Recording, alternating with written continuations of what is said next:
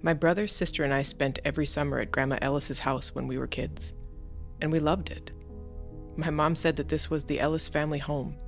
It had been in our family for generations, built by my great-grandfather in the 1800s. It sat on 5 acres of land, about 10 miles outside the city, far enough to feel like another world, surrounded by woods so dense that they seemed to swallow the sunlight. As a kid, I felt like we were in the middle of nowhere. The area that surrounded my grandma's house was a popular recreation spot for people who wanted to utilize the hiking trails and the remote camping sites to be isolated from the city and the noise. The house itself was a beautiful Victorian farmhouse, painted white with blue shutters. Inside was everything you would imagine a grandma's house to be: polished wood, handmade quilts, and the walls covered in old family photos. When you entered through the front door, you were always greeted with the soft sounds of Grandma's old record player, playing her favorite tunes, and the smell of fresh-baked cookies and lavender. And Grandma Ellis was everything you'd expect in a grandmother. She had a soft, sweet voice that wrapped around you like a warm blanket. Her silver hair was always perfectly styled in a soft bun, and her clothes were neat and pressed, even when she was gardening. She had this way of making you feel like you were the most important person in the world when she spoke to you. And no matter how bad of a day you were having, when she smiled at you, you knew that you were loved. She was perpetually baking something, and she was always ready with a story. We loved it when she would tell us family stories, how her father was a respected doctor in town, how her grandfather had built this house with his own hands, and how the Ellis name was one of the oldest in the county. Sometimes while telling those family stories, Grandma's voice would change, just slightly. Her eyes would focus on something distant, and for a moment, she seemed like a different person entirely. But then she'd blink, smile that warm smile, and the moment would pass. There was always a strange pride in her voice when she spoke about the family legacy. She'd tell us how our ancestors were survivors, who did what needed to be done when times were tough, and how Ellis family members had a special strength that others didn't understand. Grandma had 2 very strict rules at her house. The first rule: never go past the property line, into the woods behind the house. People disappear in there, she'd say, her eyes suddenly distant. Your grandpa went for a walk in those woods and never came back. Those woods had a presence to them. Even on bright summer days, they seemed to watch the house. The tree line was a perfect dark boundary, as if the forest had decided exactly how close it would allow civilization to come. Sometimes when I was standing at the property's edge, I'd swear I could hear whispers from within those trees. Grandma would always appear then, as if sensing my curiosity, gently pulling me back towards the house.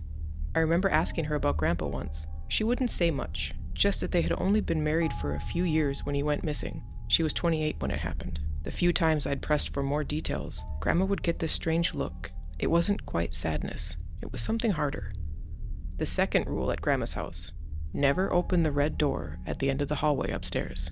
She never explained that one. She would only say, "That door stays closed. It's not for children." Something in her tone made us never ask twice. Unlike the other white doors in the house, the red door seemed out of place, like it belonged to another house entirely. It was smaller than the others, made of heavier wood, with an old skeleton keyhole that fascinated me. Once, I pressed my ear against it, holding my breath, convinced I heard movement on the other side. When I turned around, Grandma was watching me from the end of the hall. Her face was unreadable. As kids, we didn't question these rules. That's all we ever knew. We were happy with having the run of the house, the sprawling garden, and the tire swing by the old oak tree. We were content to spend our days catching fireflies, playing hide and seek, and listening to Grandma's stories on the front porch swing. I was different than my siblings, more curious, more intense. Where they were content to play in the yard, I wanted to explore every corner of the property and every inch of the house. I collected things, like interesting rocks, unusual feathers, and a dead butterfly I had found in the windowsill that I kept in a jar for weeks. Grandma noticed. Sometimes I'd catch her watching me with an odd expression, something between pride and worry. As I got older, sometimes I'd find myself sitting on the old tire swing, staring off into the woods beyond the property line in the back of the house, or tracing my finger along the ornate door handle and skeleton keyhole of the red door, just wondering what it was about them that was so forbidden. But I adored my grandma, and the fear of disappointing her was always stronger than my curiosity. She loved us all, that was obvious, but I always felt like her and I had a special connection. I couldn't quite explain it, but there was a very strong bond between us. We never talked about it, but I knew she felt it too. I could see it in her smile, and the way she spent just a little more time with just me. Once, when I was 12, I found her in her study, looking through an old photo album. When she saw me, she quickly closed it, but not before I glimpsed a strange expression on her face. Almost like guilt. "Some memories are just for me," she said, touching my cheek. Then she added, "You remind me so much of myself at your age." The way she said it didn't sound entirely like a compliment. Eventually, the summers at Grandma's house stopped. We were getting older, first high school, then college, and then life got in the way. We'd try to visit on holidays, but those golden summers belong to our childhood now. That wasn't until a few months ago, when Grandma died in her sleep at 92, and everything I thought I knew about her, about our family, changed forever. As the oldest grandchild, I volunteered to clean out the house. My mom was devastated and needed time to grieve. My siblings offered to help, but they had families and jobs that don't allow for extended leave. I'm in between jobs right now, a freelance writer with too much time on my hands and not enough assignments. So I came back to the house alone. It was early spring. The trees were just beginning to bud. The air carried that earthy scent of thawing ground. As I drove up the winding gravel driveway, the house came into view, and I felt this strange mixture of nostalgia and unease. It looked smaller than I remembered. It was weathered. The white paint was peeling in some places, and the blue shutters had faded to a dull gray. But something else had changed too. The house seemed to have settled into itself somehow, as if it had been holding its breath for all these years and finally exhaled. I used the spare key that Grandma had kept hidden in the flower pot next to the front step.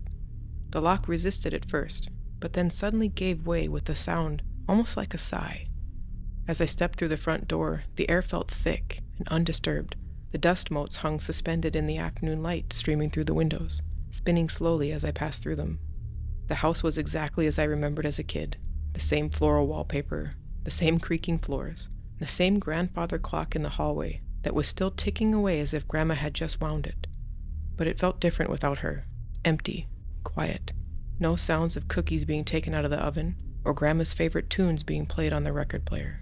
The fact that she was really gone was starting to sink in. I could feel the lump in my throat forming, and my eyes started to water with tears. I'd planned to stay for a week, maybe 2. I didn't have anywhere pressing to be, and this would give me plenty of time to sort through her belongings and decide what to keep, what to donate, and what to sell. The realtor wanted to list the property by the end of the month. I put my bags down on the bed in Grandma's room. The beds were way too small in the other bedrooms, and I wasn't a kid anymore. If I was going to be here for a whole week, I wanted to be able to spread out a bit. As I was hanging my clothes up in her closet, I found a shoebox pushed to the back. It was filled with newspaper clippings. Most of them were faded with age, but they all shared a theme: missing persons reports, hikers who'd never returned from the woods, or campers who had disappeared without a trace, all from this area, and spanning decades. "Grandma, you morbid old lady," I muttered, closing the box. She must have collected them because of what happened to Grandpa, and just ended up feeding her fear of the woods. I set the box aside, making a mental note to throw it out later. No need to show Mom something that would only upset her further. The first night, though, I barely slept. The house was making strange noises, creaking, settling, the pipes groaning. Normal old house sounds, but without Grandma's presence, they seemed ominous. And then I had the strangest dream. I was 10 years old again, sitting cross-legged on the floor in front of the red door, just staring at it. But in my dream, Grandma wasn't telling me to stay away. Instead, she was standing behind me, with her hand on my shoulder, like she wanted me to open the door.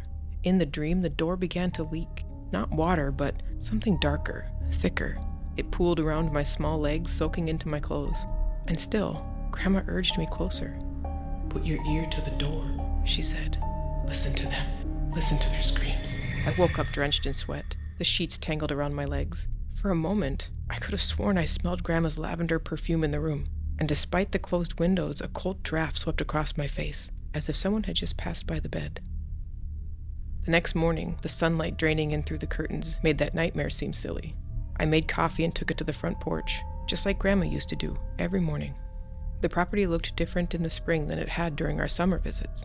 The garden was overgrown, the flower beds choked with weeds. The old tire swing hung motionless from the oak tree, its rope frayed and weathered. And the woods? The woods seemed closer somehow. Had they always extended so far into the eastern edge of the property? I didn't remember the tree line curving inward like that. That afternoon, I drove into town for groceries. The small market hadn't changed much since my childhood visits. Same standard food choices, the same narrow aisles. The elderly cashier squinted at me as she rung up my items. "You're Millie's granddaughter, aren't you? Staying out at her place?" I nodded, making small talk about being there to sort out Grandma's affairs. "Alone?" she asked, her scanner pausing over a can of soup. When I confirmed this, she pressed her lips together. "That's a lot of house for one person, especially in Ellis." "What do you mean, especially in Ellis?" I asked. She seemed to catch herself. Just that it's a big old place with a lot of history, that's all. Your grandmother managed it because, well, she was your grandmother." What was that supposed to mean? I knew my grandma was a tough lady. I mean, she never remarried, and once all the kids were grown and off to college, she had lived in that house all by herself. As I carried the groceries out to the car, my phone buzzed with a text from my mother. "Just checking in. Is everything okay at the house? Don't forget Grandma's rule about the woods." I texted back that everything was fine. I wanted to tell her about the strange dream I had, but something told me to keep that to myself. By the third day, I had fallen into a routine. I'd work through one room at a time, sorting Grandma's belongings into 3 neat piles: keep, donate, and trash. It was emotional work. Every object held a memory. The cookie jar she always kept full, the reading glasses she'd perched on the end of her nose, the collection of spoons she had all around the living room. By that afternoon, I decided to tackle the fireplace in the living room. It needed cleaning. It was full of ashes from Grandma's last fire. As I scraped them out, I noticed one of the bricks at the back was loose. It wobbled when my brush hit it. Curious, I pried it out, my fingers catching on the rough edges. Behind it was a small cavity, and inside the cavity was a key. Not a modern key, an old skeleton key, black iron with an ornate handle, the kind of key you'd read about in a Gothic novel. Its teeth were intricate, designed for a complex lock, and the handle was formed in the shape of what looked like a bird with outstretched wings. I knew instantly what had opened. The red door. I sat there on the hearth, key in hand, my heart racing. Why would Grandma hide the key to that door? What could possibly be up there that needed to be locked away? For a moment, I considered respecting her wishes, putting the key back, and letting whatever secret she had up there die with her. But I couldn't. The mystery of that door had haunted me for years, burning inside me since childhood. There was almost a physical need to know what was behind it. I closed my fist around the key, feeling its cold metal slowly warm against my palm. It's just an old attic, I told myself. Just storage, old furniture, probably family heirlooms. But if that were true, why hide the key? Why make a rule that no one would ever open that door? I had to know. The red door stood stoic at the end of the upstairs hallway, just as I'd remembered it. Smaller than the other doors, positioned right under the slope of the roof. The paint was a deep crimson, like dried blood against the pale yellow walls. My pulse was pounding in my ears. The key was ice cold in my palm, my breath shaky as I slid it into the old lock. The red door groaned and swung open, revealing a set of narrow stairs disappearing into the darkness. I told myself I was being ridiculous. What could possibly be up there? But as I took that first step, the floorboards creaking beneath me, I had this sudden suffocating feeling that something wasn't right. The stairs were steep and narrow. The wood groaned under my weight. At the top of the stairs was another door. This one unpainted.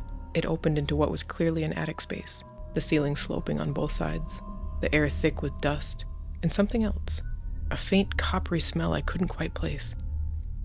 Light filtered weakly through a small circular window, illuminating what appeared to be some kind of workspace.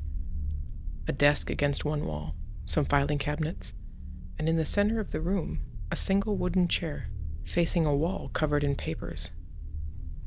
I approached slowly, squinting in the dim light.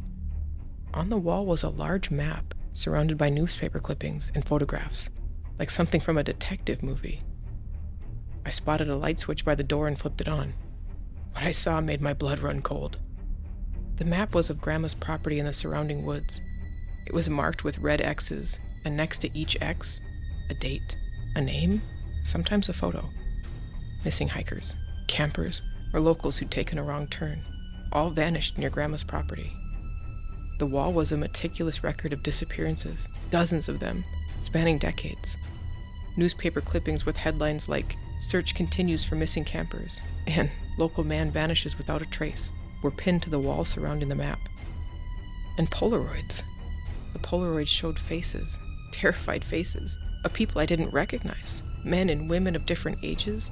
Some looked like they had been taken somewhere out in the woods, and others looked like they had been taken in this very attic. They were pinned near the locations marked with those red X's on the map. What was I looking at? I was so confused. What was she doing with all of this? For one desperate moment, I tried to construct another explanation. Maybe Grandma was tracking a killer. Maybe she was trying to solve these disappearances. I frantically started looking around the room. I needed something that would give me some kind of explanation, something that would give me answers. My hands trembling, I opened one of the filing cabinets, and inside were folders, each labeled with a name and a date. Some were the same names from the wall. I pulled out one at random. Inside were more photos and personal effects.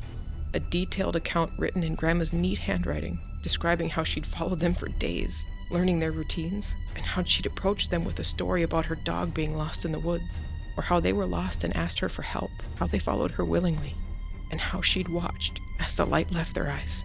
The clinical detachment of her descriptions was almost as horrifying as the acts themselves. I couldn't read anymore. I slammed the folder shut. Then I found a locked drawer in the desk. The skeleton key from my pocket fit into this lock too. Inside were trophies, a wedding ring, a college class pin, a man's watch still ticking, and a small glass vial containing what looked like a human tooth, each labeled, each dated, and each corresponding to a name on the wall or in the filing cabinet. And then I saw it, a yellowed newspaper clipping, local man missing, wife claims no knowledge of whereabouts. Below it was a photo of Grandpa. His face had been scratched out with such violence that the photo paper was torn. She'd done it. She killed Grandpa. My whole body went cold. This couldn't be real, and yet the evidence was overwhelming. There was no more room for denial. I sank into the chair, my mind struggling to process what I was seeing. My sweet cookie-baking Grandma was a serial killer. As the truth dawned on me, my body rebelled. My stomach heaved, and I barely made it to the wastebasket in the corner before vomiting. The taste of bile in my mouth seemed fitting, my body purging itself of these lies it had been fed my entire life. I couldn't stop shaking, not just my hands now, but my entire body, as if I was freezing from the inside out. Sweat beaded on my forehead while my teeth chattered. And then I noticed a leather-bound book on the desk, different from everything else. It was labeled simply, Family.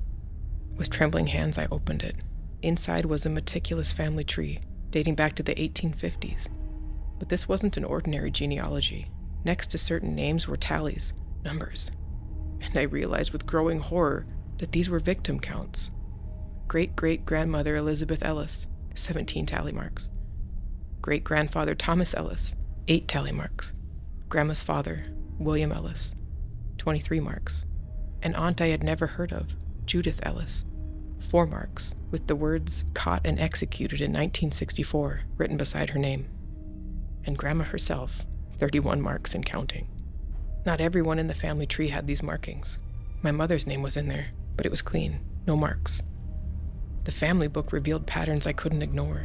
Great-great-grandmother Elizabeth had started as a nurse during the Civil War. Her first victims were wounded soldiers who would not be missed. Great-grandfather Thomas started his killing spree at 28, the same age Grandma was when Grandpa disappeared. Each Ellis killer seemed to have their own method, their own ritual. Great-grandfather Thomas drowned his victims in a lake that had since dried up. Grandma's father, the doctor, used poisons that mimicked natural causes. Grandma had perfected the use of the woods, making her victims' disappearances seem like tragic accidents. Is that why she kept us away from the woods? Not to protect us, but to protect her secret? The woods didn't claim those people.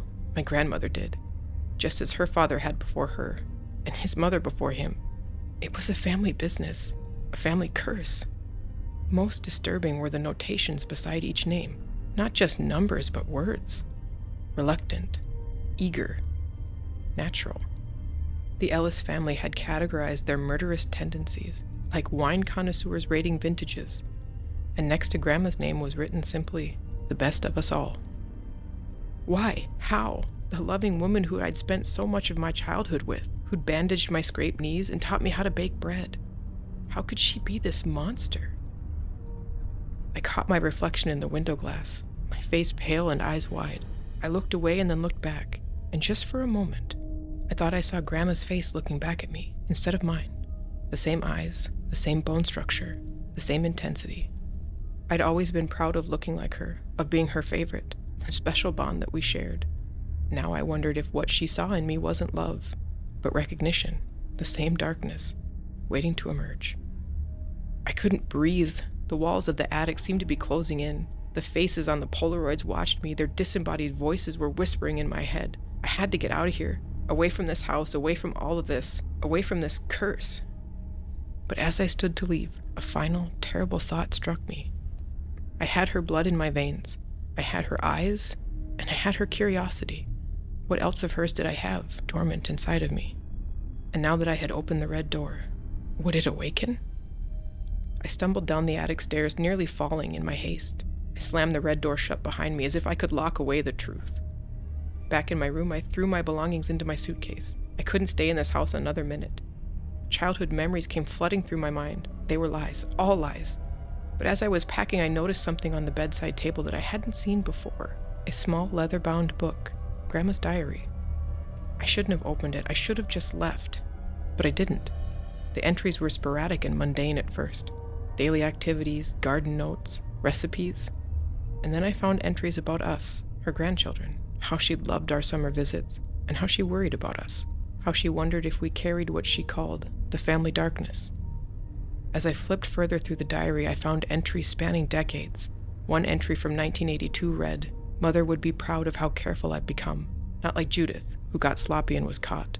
Not like Father, who couldn't control his urges and had to be handled. I've learned from their mistakes." Another entry from 1991. I found a box of great-grandmother's things in the basement today.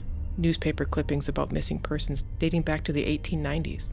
So it goes back even further than Mother told me. 5 generations at least. Always the firstborn. Always manifesting in the late 20s. I wonder if it's something in our blood or something darker. Then an entry about her own daughter, my mother. Margaret isn't showing any signs of the darkness, thank God. It skipped her completely, but I fear that her children may not be so fortunate. The final entry was dated earlier this year. I've watched them all these years, my grandchildren, looking for signs. The boy has his father's temper, but nothing more sinister. The younger girl is gentle to a fault. But the eldest, I see myself in her. That same curiosity, that same intensity. Those moments when her eyes go distant, focused on something others can't see. It started for me at 25. She's 28 now. I pray that I'm wrong. I dropped the diary horrified. What was she saying? That this sickness was hereditary? That she thought I might have it too? That's ridiculous. It's insane. I grabbed my suitcase and fled down the stairs. I needed to get out. I needed to get away from this house and its secrets. As I reached the front door, I caught my reflection in the hallway mirror. For a moment, I didn't recognize my own face. There was something different in my eyes. Something cold. Something dark. I blinked and it was gone. I left Grandma's house that day, never wanting to come back. I couldn't bear to set foot in that place again. When I got back to my apartment, I called the realtor and told them to stop everything. We weren't going to be selling the house. I couldn't let anyone move in there. I haven't told my mom or my siblings what I found. How could I? How do I tell them that Grandma was a monster? That the warm, safe house of our childhood was hiding something horrific? For the first week, I barely slept. Nightmares plagued me. Faces of my grandma's victims reaching out to me. The red door creaking open. The woods whispering my name. By the second week, the nightmares had stopped, but in their place was something way worse. Dreams. Dreams where I was walking through the woods, following someone. No, stalking someone, feeling a strange excitement I'd never known before. I'd wake up not with fear, but with disappointment that the dream had ended. I told myself it was just trauma, post-traumatic stress. It had to be a normal reaction to an abnormal discovery, right? Nothing more. It's been 3 weeks now. I should be feeling better and getting back to normal, but I'm not.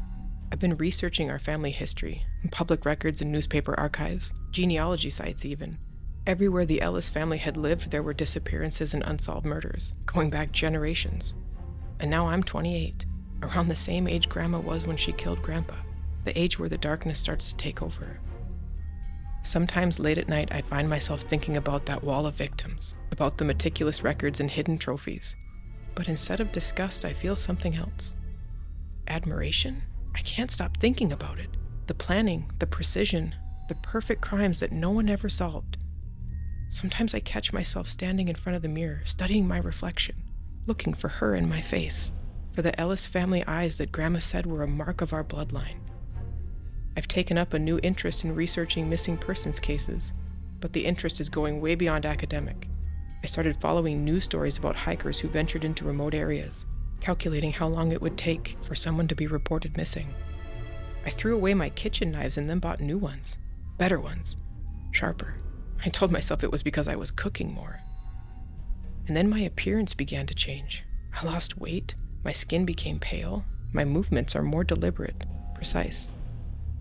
One morning I noticed a strand of silver in my hair, exactly like Grandma's. I didn't color it. I liked it. No, this isn't me. This can't be me. I'm trying to fight it, but yesterday, I found something in my pocket. I don't even remember putting it there. I don't remember taking it from the house. It was the key to the red door. As I stood on the front porch of that old Victorian farmhouse, with the peeling white paint and the faded blue shutters, I called my mom to tell her that I wanted to keep Grandma's house. I wanted to keep it in the family. "Are you sure, honey?" she asked with concern in her voice. "That place is so isolated." "I'm sure," I said. "I think I belong here." After hanging up, I went to the red door. It doesn't frighten me anymore. Instead, it calls to me. I catch myself humming Grandma's favorite songs as I work. I understand her now. The careful planning, the meticulous documentation. It was the ritual of it all. Last night, a hiker got lost near the property. I found him wandering disoriented near the tree line as darkness was falling. "Thank God," he said when he saw me. "I've been lost for hours." I smiled Grandma's smile. "You poor thing. Let me help you."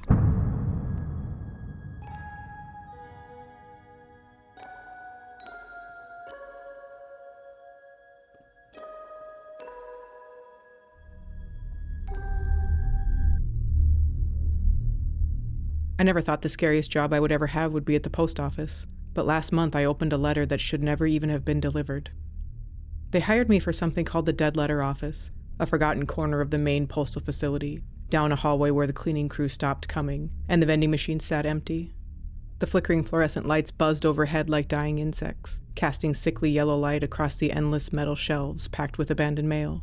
The air tastes of dust and old adhesive, with an underlying staleness that reminds you of sealed coffins and forgotten storage units. It's exactly what it sounds like, a graveyard for undeliverable correspondence. Letters with smudged addresses, packages that circled the system forever, postcards written to people who no longer exist, or who never existed. My job was to catalog the dead mail, to shred what had no value, and occasionally attempt to reunite items with their senders. It's like playing postal detective with humanity's failed communications.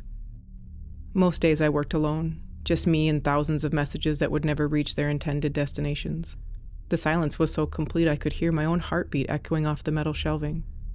The dead letter office had its own rhythms, its own strange logic. Mail arrives in waves, holiday backlogs in January, tax season confusion in April, summer vacation mysteries in August. You learn to read the patterns, to predict what kind of lost souls will surface in each batch. But some mail doesn't follow patterns. I found the first letter on a Tuesday in late January. It was buried beneath a pile of Christmas cards that had been circulating since December. The envelope felt different than the others. It was older somehow. Water stains had yellowed the edges into something resembling dried tears, and the paper felt soft, as if it had been handled countless times. There was no return address, but the recipient line made my stomach drop into my shoes. 412 Maple Street. That was my address. The name was smudged beyond recognition, ink bleeding into the paper like a wound. But I lived alone at 412 Maple Street, and I had lived there for 3 years without so much as a misdirected pizza flyer. I told myself it must have been meant for the previous tenant, someone whose forwarding address had expired in the postal system's memory. Inside was a single sheet of lined paper, the kind torn carefully from a spiral notebook. The handwriting wavered like someone was writing in candlelight, but the words were startlingly clear. "I'm sorry for what I did to Mrs. Patterson. The pills weren't supposed to work so fast. I counted them wrong. Please forgive me." There was no signature and no date, just a confession floating in postal limbo, as lost as everything else was in this place. Standard procedure dictated shredding anything without clear value or identification, but I found myself sliding the letter into my desk drawer instead, telling myself I'd process it later. The confession felt too specific, and too weighted with genuine remorse to feed that industrial shredder that devoured most of our intake. 3 days passed before I opened the drawer again. The letter sat where I'd left it, but the ink looked darker somehow, as if the words had been written more recently. I checked the envelope again. Still no postmark, no routing stamp, and no indication of how it entered our system. In the dead letter office, mail typically arrives through clear channels. Local facilities forward undeliverable items, or headquarters sends us overflow from their automated systems. Every piece gets logged, scanned, and tracked. But this letter existed in no database I could access. Janet, my only regular coworker, worked the morning shift while I handled afternoons. She'd been in the dead letter office for 12 years and claimed to have seen everything that could possibly go wrong with mail delivery. "You look like you've been staring at a ghost," she said Thursday morning as we overlapped during shift change. "Just trying to figure out where some of this mail comes from," I said, gesturing at the endless shelves. "Some of it doesn't even seem to have any tracking history." Janet shrugged, gathering her purse and coat. "Happens more often than you think.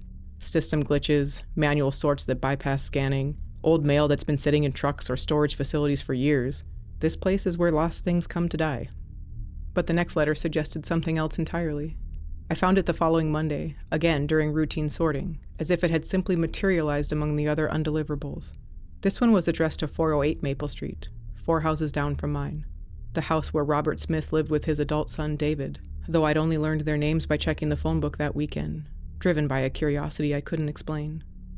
The envelope showed the same water damage, the same worn edges, and the same absence of postal markings, and the handwriting was identical to the first confession, down to the particular way the writer formed their lowercase e's. "I pushed him down the basement stairs when he found the money. The sound his head made against the concrete still wakes me up. I didn't mean for it to happen, but I couldn't let him tell anyone. Please don't tell anyone." My hands had developed a tremor by the time I had finished reading. This wasn't random. Someone was sending detailed confessions to addresses on my street, using the postal system as their personal confession booth. But how were these letters reaching the dead letter office without any processing history? That evening I drove past 408 Maple Street. David was in the backyard, digging what looked like a garden bed near the basement window. Normal landscaping for early February seemed unlikely. But I watched from my parked car as he worked methodically with a shovel, stopping occasionally to wipe his forehead despite the cold air. When he went inside, I noticed he left the shovel standing upright in the freshly turned dirt. The letters began arriving in increasing frequency, every 2 or 3 days, sometimes twice in a single week. Always confessions, and always addressed to houses on Maple Street, but never addressed to the people who actually live there. 410 Maple Street. "I poisoned the stray cat that kept digging in my garden. I mixed antifreeze into the wet food and watched it from my kitchen window as it convulsed for 23 minutes. I timed it." 414 Maple Street. "I stole the engagement ring from my sister's dresser while she was at work. She's been crying about losing it for 2 weeks now. The pawn shop gave me $800. 406 Maple Street. "I hit the jogger with my car on purpose. She ran past my house every morning at exactly 6:15 a.m., and I got tired of her perfect life. The police think it was an accident." I created a map at home, plotting each address on graph paper like a crime scene investigator. The pattern was unmistakable. The addresses were spiraling inward towards my house. 420, 418, 416, 414, 412, 410, 406.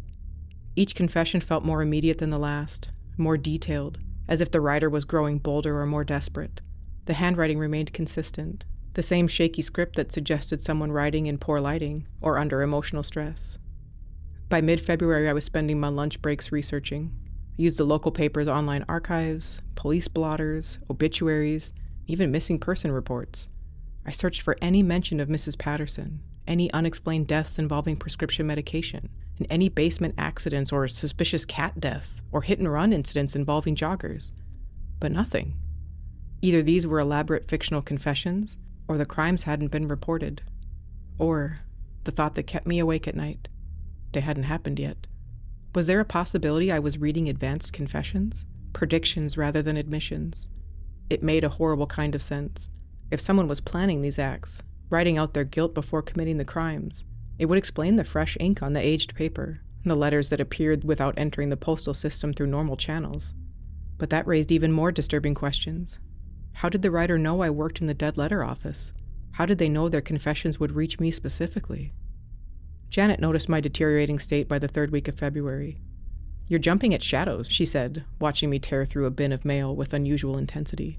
"And you look like you haven't slept in days." "I'm just trying to stay on top of the workload," I said, but my voice sounded hollow even to myself. "Workload?" Janet laughed. Honey, this is the dead letter office. Nothing here is urgent. The whole point is that these messages are already lost. I wanted to tell her about the confessions, about the spiral of addresses, about the crimes that might be planned for our neighborhood. But explaining would require showing her the letters, and I'd been taking them home every night, filing them in a shoebox under my bed like evidence in a case only I could see. The investigation consumed my evenings. I drove past the confessed addresses, noting the details and watching for signs that matched the admissions. The house at 410 Maple had a dead patch in the front yard where nothing would grow, and I could be wrong, but it's roughly cat-sized. The woman at 414 Maple looked haggard, older than her apparent age, and I'd seen her searching through her car and her purse with increasing desperation. But I never saw anything conclusive, never found proof that the confessions described real events.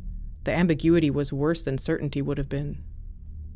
The letters kept coming, each one addressed to a house closer to mine. The handwriting grew shakier and more urgent, as if the writer was running out of time. 404 Maple Street. I've been watching her through the bedroom window with binoculars. She undresses at the same time every night. I took pictures. I know it's wrong, but I can't stop. 402 Maple Street. I put broken glass in the Halloween candy last year. Only 3 pieces. Mixed it with good ones. I wanted to hurt someone, but I didn't want to get caught. The confessions were escalating, becoming more immediate and more violent, and the addresses were running out. After 402 would come 400, and then 398. The street ended at 396, but my house was 412, located in the center of that spiral. On Friday, February 18th, I found an envelope with no address at all, just my full name written across the front in that same deteriorating scrawl. First, middle, and last. Perfectly spelled. My middle name wasn't even on any work documents. I'd never told anyone at the post office what it was. My driver's license lived in my wallet, my social security card in a safe deposit box. There was no way the confession writer could know my complete name, unless they knew me personally. The letter was shorter than the others, written on the same lined notebook paper, but in handwriting that seemed to shake with exhaustion. I'm sorry for what I'm about to do. She wasn't supposed to find the letters. Please forgive me. No signature, as always. But for the first time, I checked the postmark carefully, holding the envelope under a fluorescent light until I could make out the faded date stamp. February 19th. Today was February 18th. I stared at the impossibility in my hands. The Postal Service doesn't postmark mail for future dates. The machines are automated, pulling timestamps from internal systems that sync with atomic clocks. A one-day error might suggest system failure, but system failures don't target specific pieces of mail. This letter was postmarked for tomorrow. I called in sick the next day, something I'd never done since starting at the dead letter office. My house felt different with me in it during daylight hours. It was smaller and more exposed, as if the walls had thinned while I was away at work. I spent most of the morning researching postal database systems, trying to understand how a letter could exist in a system before being officially processed. The more I learned, the more impossible it seemed. Every piece of mail that enters official channels gets scanned at multiple points. Collection, processing, transport, delivery. Even undeliverable mail maintains a digital trail until it reaches places like the dead letter office. But these confession letters had no digital footprint at all. That afternoon, I heard the familiar sound of my mailbox closing with a metallic clang. Through the front window, I watched my regular mail carrier, Tom, continue down the street following his normal route. He'd been delivering to Maple Street for 6 years and had never shown any interest in my personal life beyond weather-related small talk. In my personal mailbox, mixed with utility bills and grocery store circulars, was the same envelope I'd found at work yesterday, identical in every detail. The same water stains, the same lack of return address, same impossible postmark for February 19th. But when I opened it, there were 2 letters inside. The first was the confession I'd read before. I'm sorry for what I'm about to do. She wasn't supposed to find the letters. Please forgive me. The second letter was written in different handwriting, cleaner and more controlled, with the careful penmanship I recognized from signing my own name on thousands of work documents over the past 3 years. It was my own handwriting. I'm sorry for what I did to make these letters stop. The fire wasn't supposed to spread to the other houses. I only meant to burn mine. Please forgive me. I don't remember writing it, but there's a book of matches in my jacket pocket, and my hands smell like gasoline.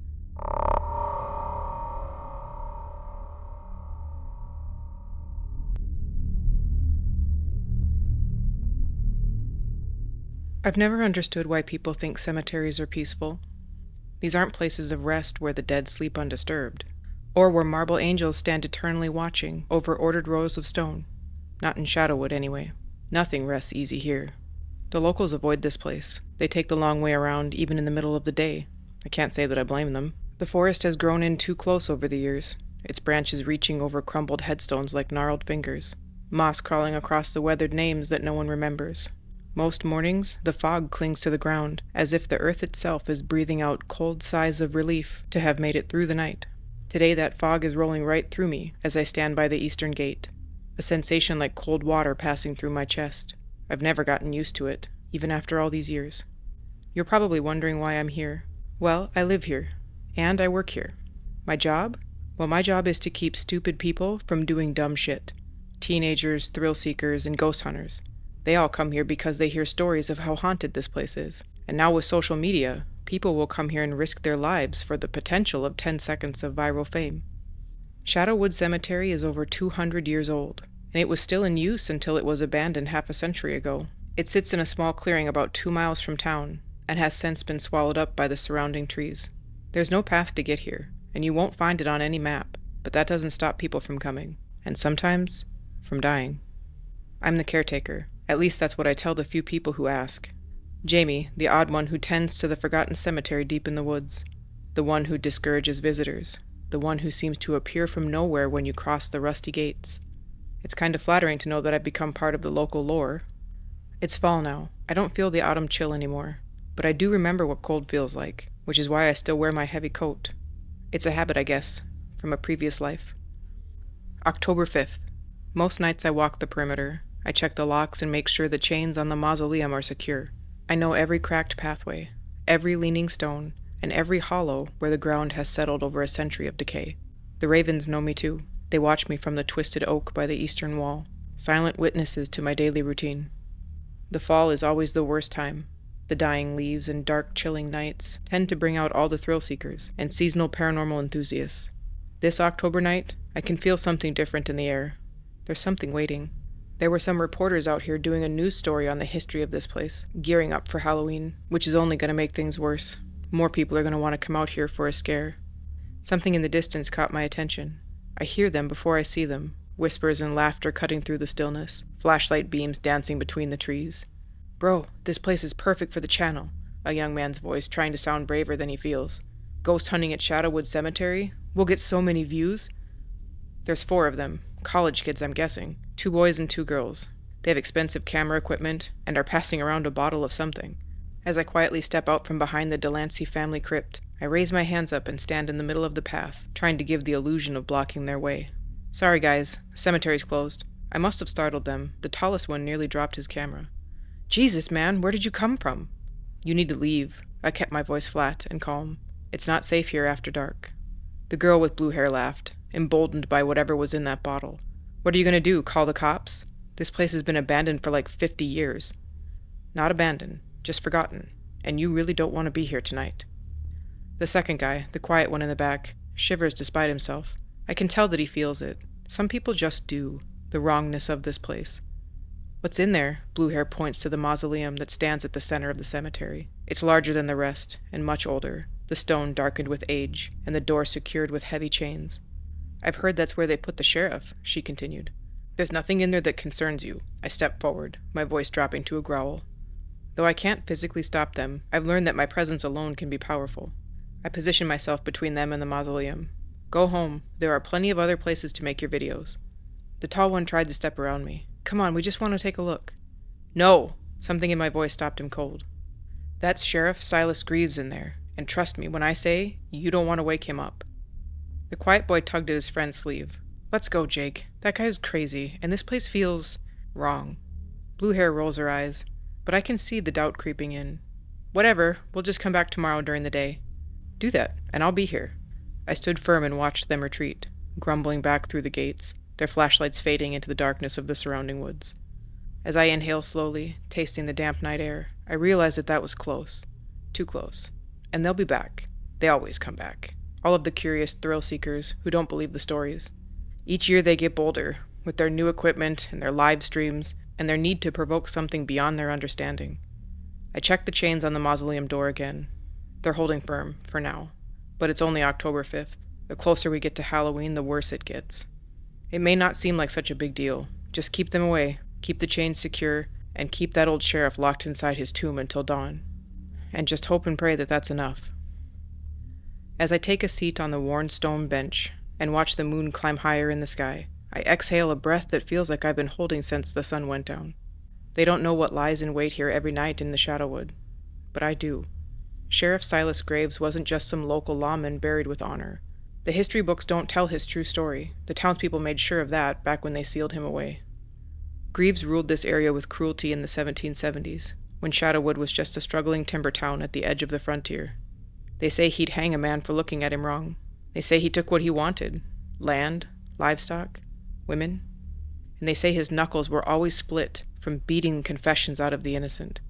The town endured him for years until they couldn't take it anymore. A few men got together and decided they needed to end Sheriff Greaves' reign of terror. So they came up with a plan. One winter night they lured him to this place. Back then it was just a clearing in the woods. They told him they'd caught witches in the act, a group of local women meeting secretly in the woods and performing rituals. The sheriff came eagerly, ready for another execution. Instead, they overpowered him, but not before he managed to kill one of the young men who'd come to take him down, the son of Curtis Coolidge, a well-known and well-respected man in town, and the man that would go on to replace Greaves as the sheriff.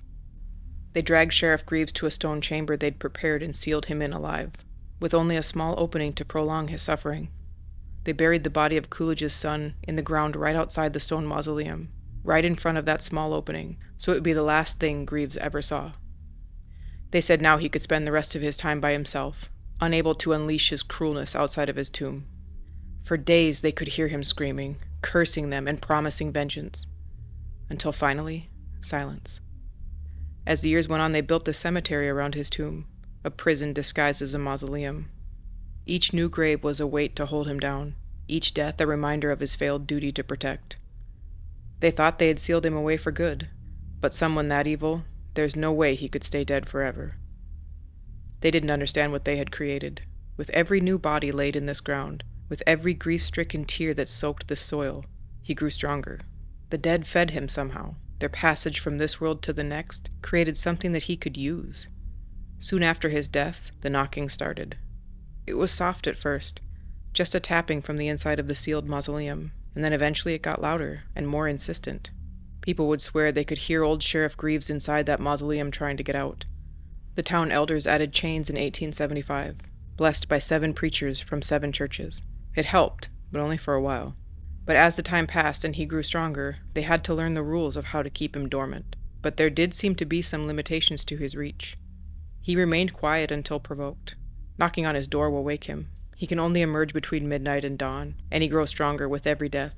But as the years went on, everyone that had known about Sheriff Greaves had passed, and all that was left were the stories. And then one day it just seemed that the whole world had forgotten about this little Shadowwood cemetery, and moved on, leaving it completely abandoned. But he's still here, make no mistake. I've spent more nights than I can count in this place. I've seen the door rattle on moonless nights. I've heard what sounds like boots pacing inside, when no living thing should be there. I felt the air grow colder around the stone structure, and saw the frost form on the chains. The hardest part of my job isn't the solitude, or the cold, or the endless waiting. It's the failures.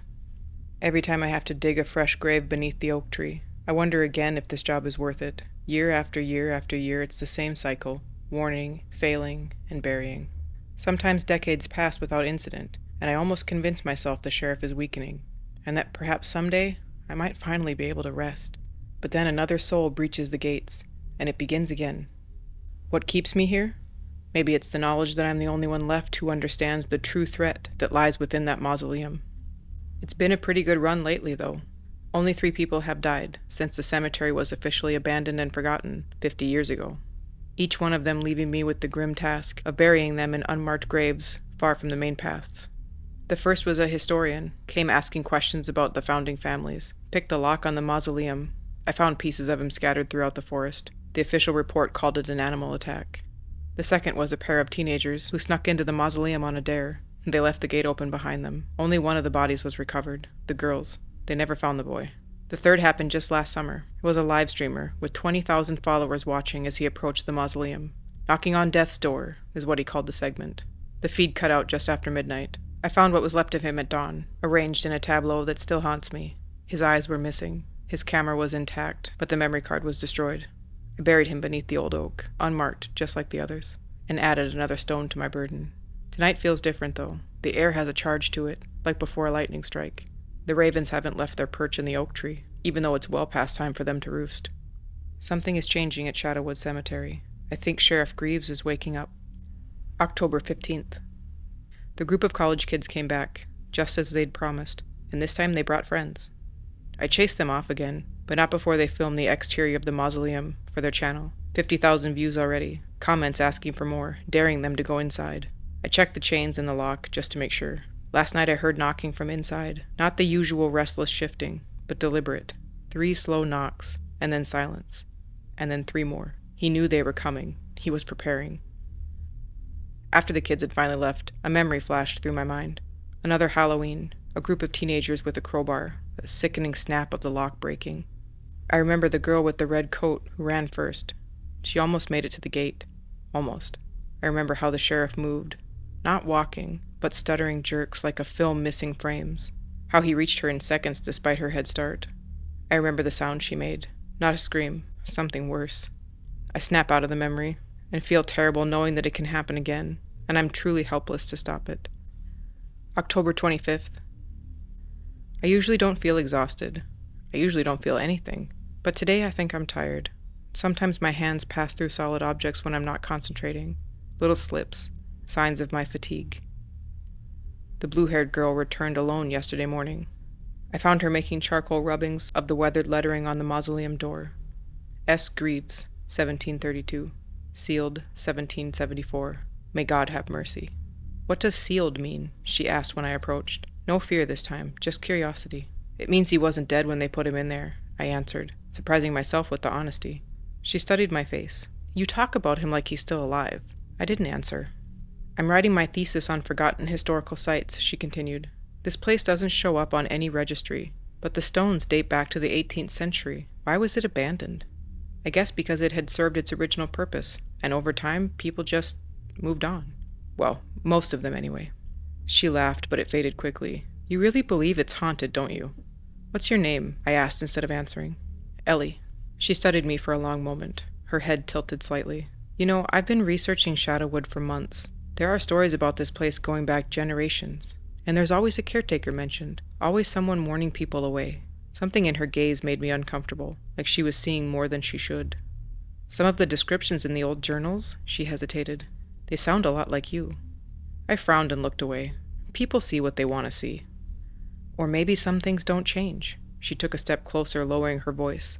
I found a photograph from 1925. There's a figure in the background, by the same oak tree. It's blurry, but... You should go, I said sharply. For the first time in decades, I felt truly seen. It was both terrifying and strangely comforting, but I had to warn her. Well, Ellie, some advice from the caretaker of a supposedly haunted cemetery.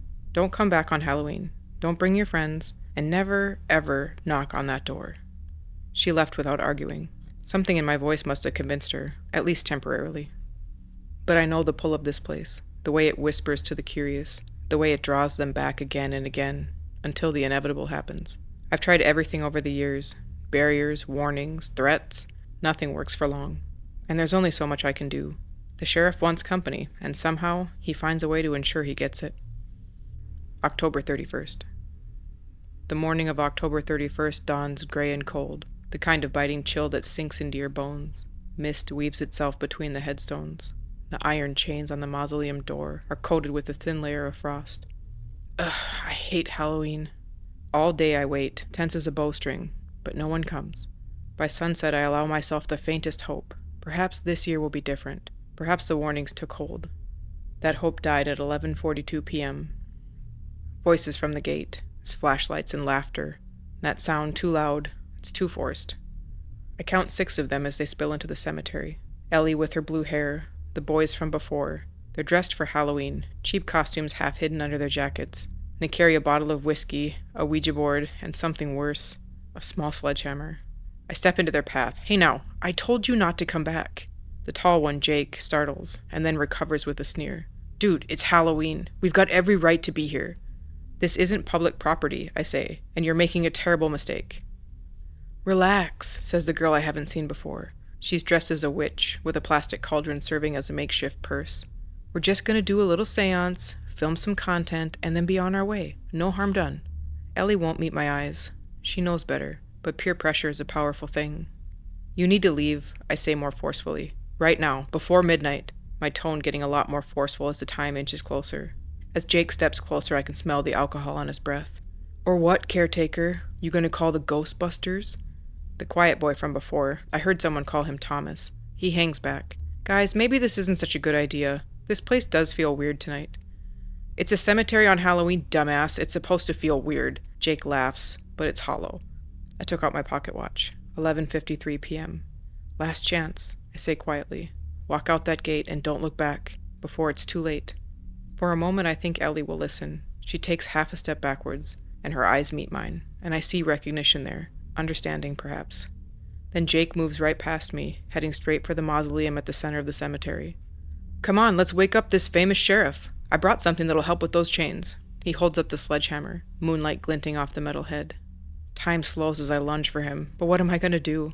Sometimes if I concentrate hard enough, I can almost feel solid for a moment. Enough to create the illusion of blocking a path, of being more substantial than I am, but it never lasts long, and it drains me terribly, and right now I'm too weak for even that. I shout warnings that fade into the night air, and I watch in horror as Jake approaches the mausoleum, with sledgehammer raised. The first blow rings like a bell, sparks flying as metal strikes metal, but the chain holds. It's 11:58 p.m. The second blow finds a weak link. Something gives with a snap that echoes across the cemetery. The ravens in the oak tree take flight, a dark cloud against the moon. Ellie's voice suddenly afraid. Jake, stop, let's go. 11:59 p.m. The third blow breaks the remaining chains, and they fall away like dead snakes. Jake stands before the unlocked mausoleum door, breathing hard, a sledgehammer dangling from one hand. No turning back now, he says with the bravado I can tell he doesn't feel.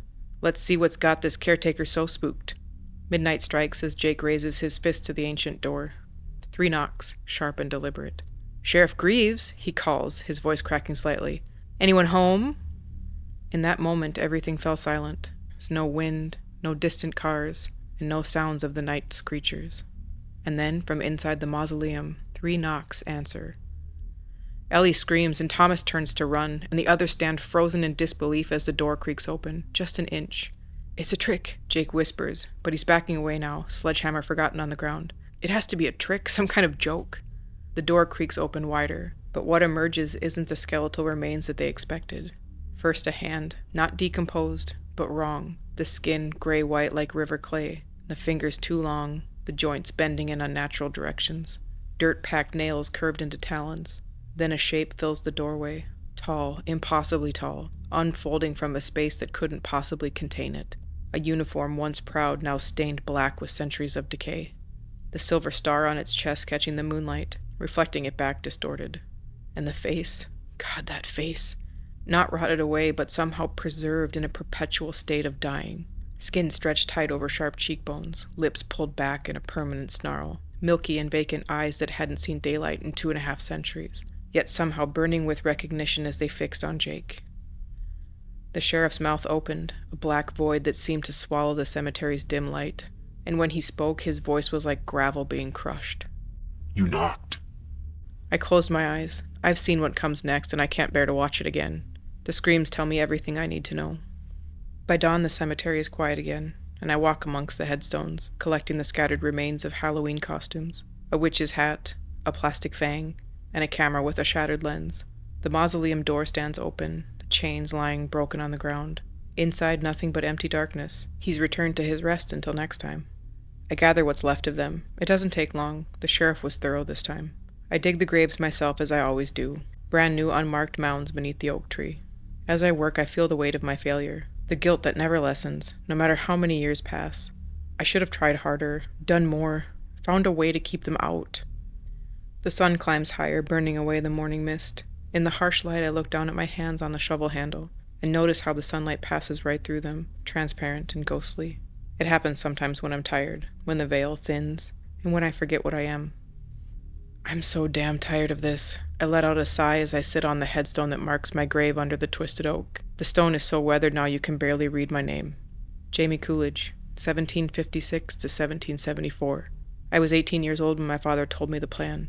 None of us saw the revolver hidden under the sheriff's jacket. He only managed to get one shot off, but that's all it took. The bullet hit me square in the chest, and everything went black. I became the first grave in what would become Shadowwood Cemetery. They thought they were forcing Greaves to face the grave of the last person he killed, me. And here I've remained, the first victim, and now I'm bound to this place for eternity by some invisible tether. So now, I live in this haunted cemetery, and I only have one job to do.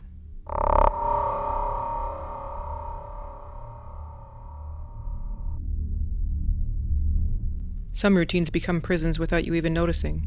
Mine had iron bars made of alarm clocks and microwave dinners, reinforced by the blue glow of endless scrolling. 6 years at the same accounting firm, the same desk, the same view of the parking lot through rain-streaked windows.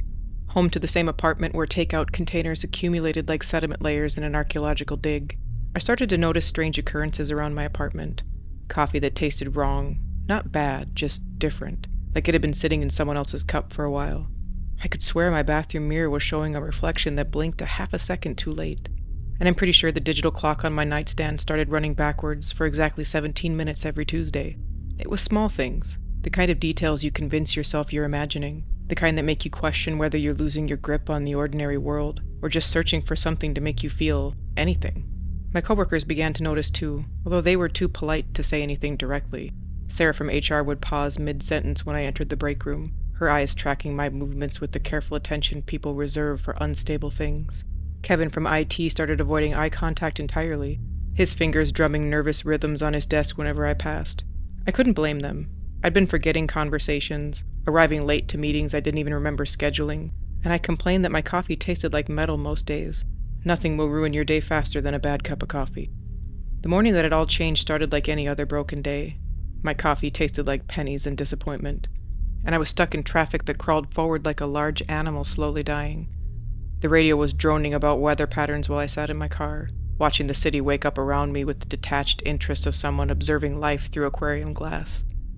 But that evening something shifted. Maybe it was the way the sunset painted the office building in shades of amber that reminded me of childhood summers. Maybe it was the way my shadow on the elevator floor seemed to move independently of my body. Whatever it was, when I reached the parking garage, I didn't take my usual route home. The industrial district downtown stretched to the east like a graveyard for ambitions. Factories that once hummed with purpose now stood silent, their windows dark and broken. Chain-link fences topped with razor wire guarded the empty lots, where the weeds pushed through cracked concrete with the persistence of the forgotten. I'd driven past this area countless times, but this was my first time driving through it. The air grew thicker as my car descended into the maze of abandoned buildings, carrying scents of rust and something organic that made my sinuses burn. The streets narrowed, lined with structures that seemed to lean inward as if sharing secrets too dangerous for the daylight. Warning signs sprouted from every fence. Restricted area, condemned property, do not enter, the kind of signs that make you wonder what they're really trying to keep out, or in. A small lot caught my attention. It sat wedged between two derelict warehouses, surrounded by a chain-link fence that sagged with the weight of decades. Most of the keep-out signs had faded to illegibility, their messages blurred by the weather and time. But one section of the fence stood out from the rest. A gate that hung open at an odd angle, its chain wrapped loosely around the post. Not locked, just resting there. I parked across the street and sat in my car for 20 minutes, just watching. There were no security cameras visible, no movement, just the lot, overgrown and forgotten. The radio had gone to static, and when I reached to change the station, the digital display showed strange symbols I didn't recognize. The gate creaked when I pushed it open. The chain fell away with a metallic whisper that seemed too loud in the evening quiet. I squeezed through the gap, feeling like a trespasser in a place that was no longer meant for people like me.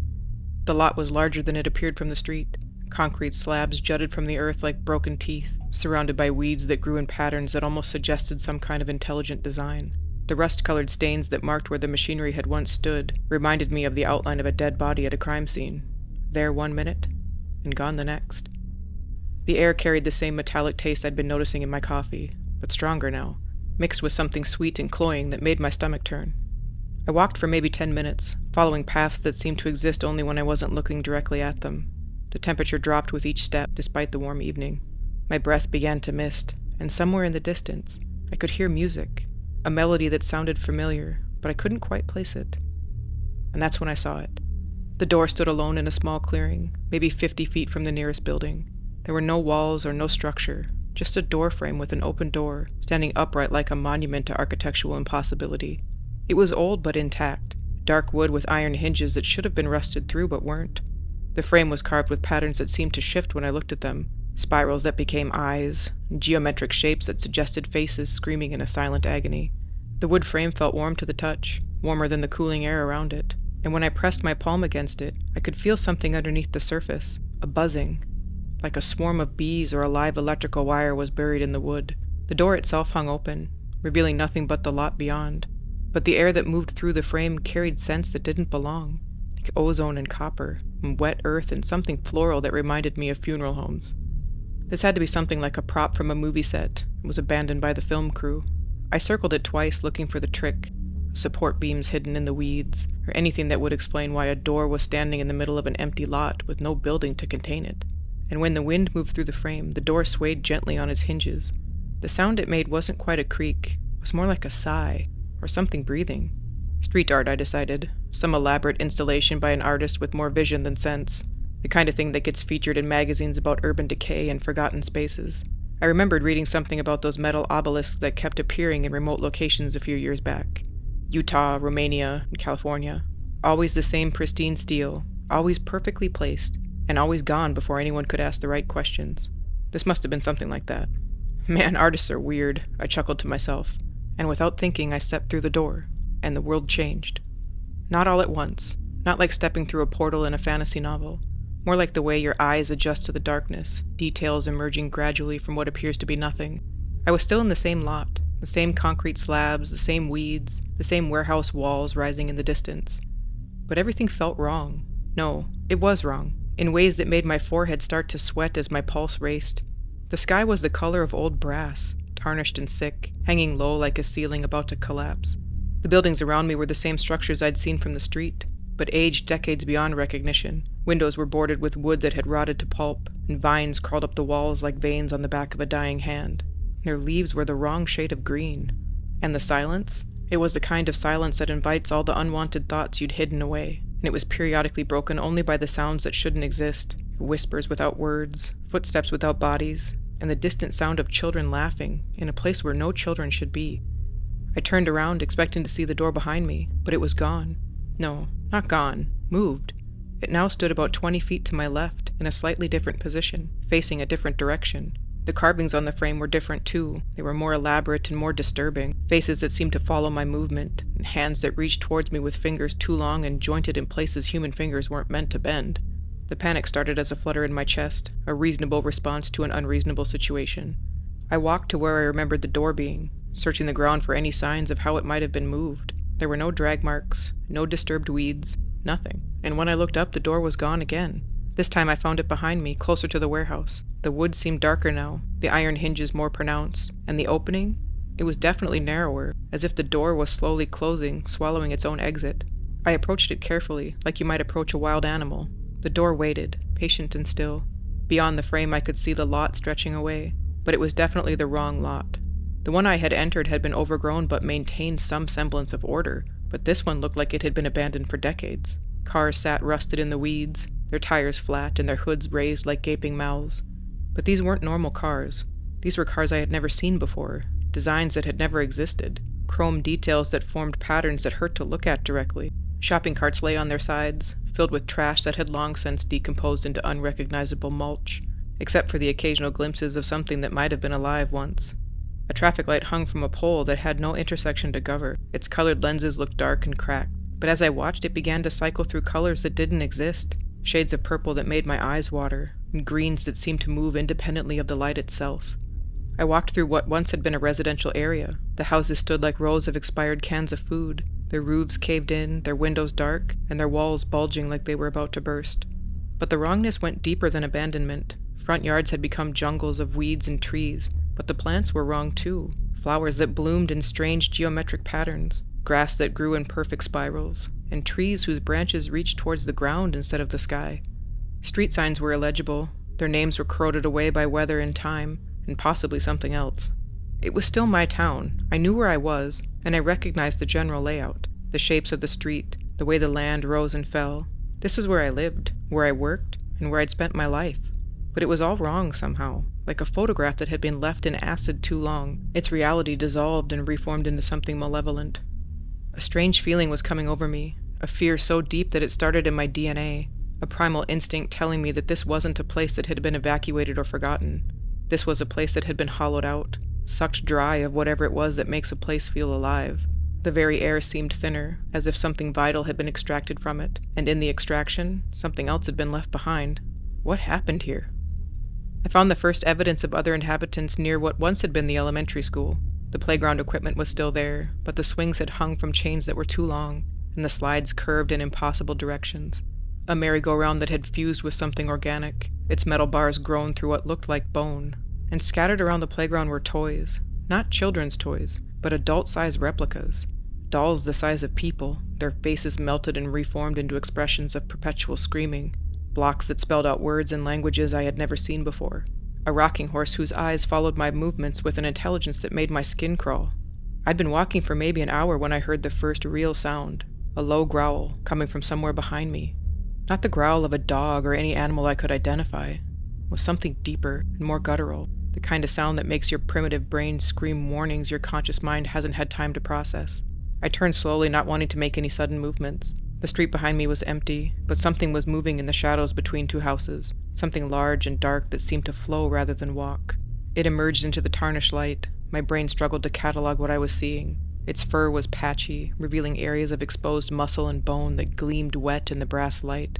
Its dull black eyes were large, set in a skull that was the wrong shape for any creature that had ever drawn a breath. But it was the intelligence in those eyes that made my blood freeze. Not animal cunning, but something deeper and more complex. The kind of intelligence that remembers what it used to be. This creature had once been something I was familiar with. An animal on TV, perhaps? Something I saw at the zoo? But it almost looked like it had been human first. I could see it in the basic architecture of its form. But something had changed, twisted it into something else entirely. Part wolf, part boar, part something that had no name in any earthly taxonomy. When it saw me, it tilted its head in an almost human gesture. Its mouth opened, revealing teeth that were definitely not human, and it made a sound that might have been my name. It was distorted and corrupted, but definitely recognizable. And then it charged. For a moment I wasn't able to move my legs. The sheer panic had made them feel like they were fused to the ground below them. But survival instinct took over and I ran. I'd like to say I ran with purpose, with direction, with some plan for escape, but the truth is I simply ran, my body moving on autopilot while my mind gibbered in terror. Behind me I could hear the creature's claws scraping against the concrete, its breathing like bellows working overtime, and underneath it all, a sound that might have been laughter. The derelict office building I ducked into might have one point been a small medical clinic. The lobby was filled with overturned chairs and scattered papers that had long since yellowed and curled, but the papers weren't blank. They were covered in writing, reports and prescriptions, notes, all in that same unknown language. I thumbed through them briefly but stopped when I realized I couldn't read them. There was one intake form that I had almost convinced myself had my name on it as the patient. I found the stairwell and took the steps 3 at a time as I ran up, my legs burning with the effort. Each floor I passed showed signs of recent habitation, fresh footprints in the dust, filled coffee cups still sitting on the desk, computers running despite the building having no power, but no people. There was never any people. The roof was flat and graveled, surrounded by a low wall that provided minimal cover. I pressed my back against it and tried to catch my breath, listening for sounds of pursuit, but nothing. The creature had either lost interest or was waiting for me to come back down. From up here I could see farther across this version of my town. The damage was more extensive than I'd realized. Entire blocks had been reduced to rubble, but the rubble was organized. It was arranged in patterns that suggested intelligence. Streets were cracked and overgrown, but the cracks formed geometric shapes that seemed to pulse with their own dim light. And in the distance, something was moving. No, someone was moving. They were tall, much taller than any human should be, with limbs that seemed too long for their bodies. They moved with a methodical precision that was deeply unsettling, picking through the debris with the supreme efficiency of insects. But these weren't insects. As I watched, one of them turned its head towards my direction, and I saw a smooth, featureless surface where a face should have been. And there were a lot of them. They were all sorting things, organizing them into piles according to some system I couldn't comprehend. But as I watched longer, I began to understand. They were building something, constructing it piece by piece from the debris of civilization, and the shape they were creating was familiar. It was a door. They weren't scavenging. They were preparing for something. One of them stopped and turned in my direction, as if it sensed my observation. The smooth surface of its face rippled, and for a moment I thought I saw features emerging. Eyes, a mouth, an expression that was almost human. And then it raised one impossibly long arm and pointed directly at me. The others stopped what they were doing and looked toward the building where I was hiding. Dozens of them, their featureless faces turned in my direction with the single-minded focus of predators who had found their prey. I needed to get out of here. I needed to find that door. The climb down was worse than the climb up. Every creak of the building, every whisper of the wind through the broken windows, sounded like approaching footsteps. The creature was still down there somewhere, waiting, and now the tall beings knew where I was. By the time I reached the ground floor, my hands were shaking and my shirt was soaked with sweat. The street was empty when I emerged, but I could feel eyes watching from every shadow. The creatures, all of them, knew I was here. They were just waiting for the right moment. I retraced my steps as best I could, but the landscape seemed to be shifting. Streets that had been straight became curved. Buildings that had been on my left were now on my right. I was sure hours would pass since I walked through the door, but then I wasn't sure. Time worked differently in this place, stretching and contracting like something alive. I was exhausted, dehydrated, and starting to hallucinate. At least, I hoped I was hallucinating the faces I was seeing in the windows of the abandoned buildings. Faces that looked human but different. They were older and younger, marked with expressions of fear and intrigue of watching the spectacle of me being hunted down through the streets. I'd found what looked like a park, a small green space that had been reclaimed by nature. The tree's branches formed patterns that seemed to spell out words in dead languages, but it was still recognizably a park. I managed to find a tree large enough to hide behind and rest, to catch my breath and to decide whether I should keep running or find a safe place to keep hiding when I heard them approaching. Multiple footsteps moving in coordination. The tall beings were coming from 3 directions, their movements synchronized like a military operation. They flowed through the landscape with impossible grace, their forms bending and stretching in ways that defied anatomy. And behind them, that horrible growling I'd heard before. The creature that had chased me earlier emerged from the tree line, but it wasn't alone. There were others now, dozens of them, all bearing the same twisted fusion of human and animal characteristics. But as they got closer, I began to see the variations. Some of them had been children once, others had been elderly, but all had been changed, transformed into something that served the purpose of this place. I ran towards the only opening in their formation, my legs protesting with every step. Behind me I could hear the pack giving chase. Their movements disturbed the silence like stones thrown into still water. But it wasn't a random pursuit. They were herding me, driving me towards a specific destination. The industrial district appeared ahead of me, and I felt a surge of hope. If I could just reach the lot, and find the door and get back to my world. It was there, standing in the middle of the lot like it had been waiting for me this whole time. The door open and welcoming, showing a glimpse of normal blue sky and green grass beyond its frame. But the frame itself had changed. The carvings were deeper now, and more elaborate, depicting scenes that made my stomach turn. And the door itself, it was narrower, much narrower. I put everything I had into the final sprint. My lungs burned and my legs trembled, but the door was getting closer. It was 20 feet, 10, 5... A burning and searing sensation shot through my whole body, ripping the air from my lungs as something clamped down on my leg. The pain was immediate and overwhelming. The creature's jaws were locked around my calf, its teeth digging through fabric and flesh. But these weren't animal teeth. They were human teeth, filed to points, set in a jaw that had been stretched and modified to accommodate them. I screamed and fell forward, my hands scraping against the concrete as I tried to crawl towards the door. And then something grabbed my shirt. Long fingers ending in what might have been fingernails, but were too sharp and too pointed. One of the tall beings had caught up, its smooth face tilted down toward me with clinical interest. Where its features should have been, the surface rippled like water, and for a moment, I saw something looking back at me. I reached for the door frame, my fingers just barely touching the wood. The surface was burning hot now, and the carvings moved under my touch like living things. The world beyond the opening looked impossibly bright and impossibly normal. I could see the lot as it should be, overgrown but harmless, bathed in the light of a proper sunset. With everything I had left, I threw myself forward and through the opening. The door slammed shut behind me with a sound like the world ending. I was back in my world, lying on the concrete with my leg bleeding and my shirt torn. The pain was real and immediate and grounding. The sky above me was the right color, painted with the ordinary magic of a normal sunset. But the normalcy felt paper thin, like a costume that didn't quite fit. My car was where I had left it, but the radio was still playing static when I started it up. When I looked at the dashboard clock, the digital display showed the symbols I didn't recognize, the same symbols I'd seen in the other world.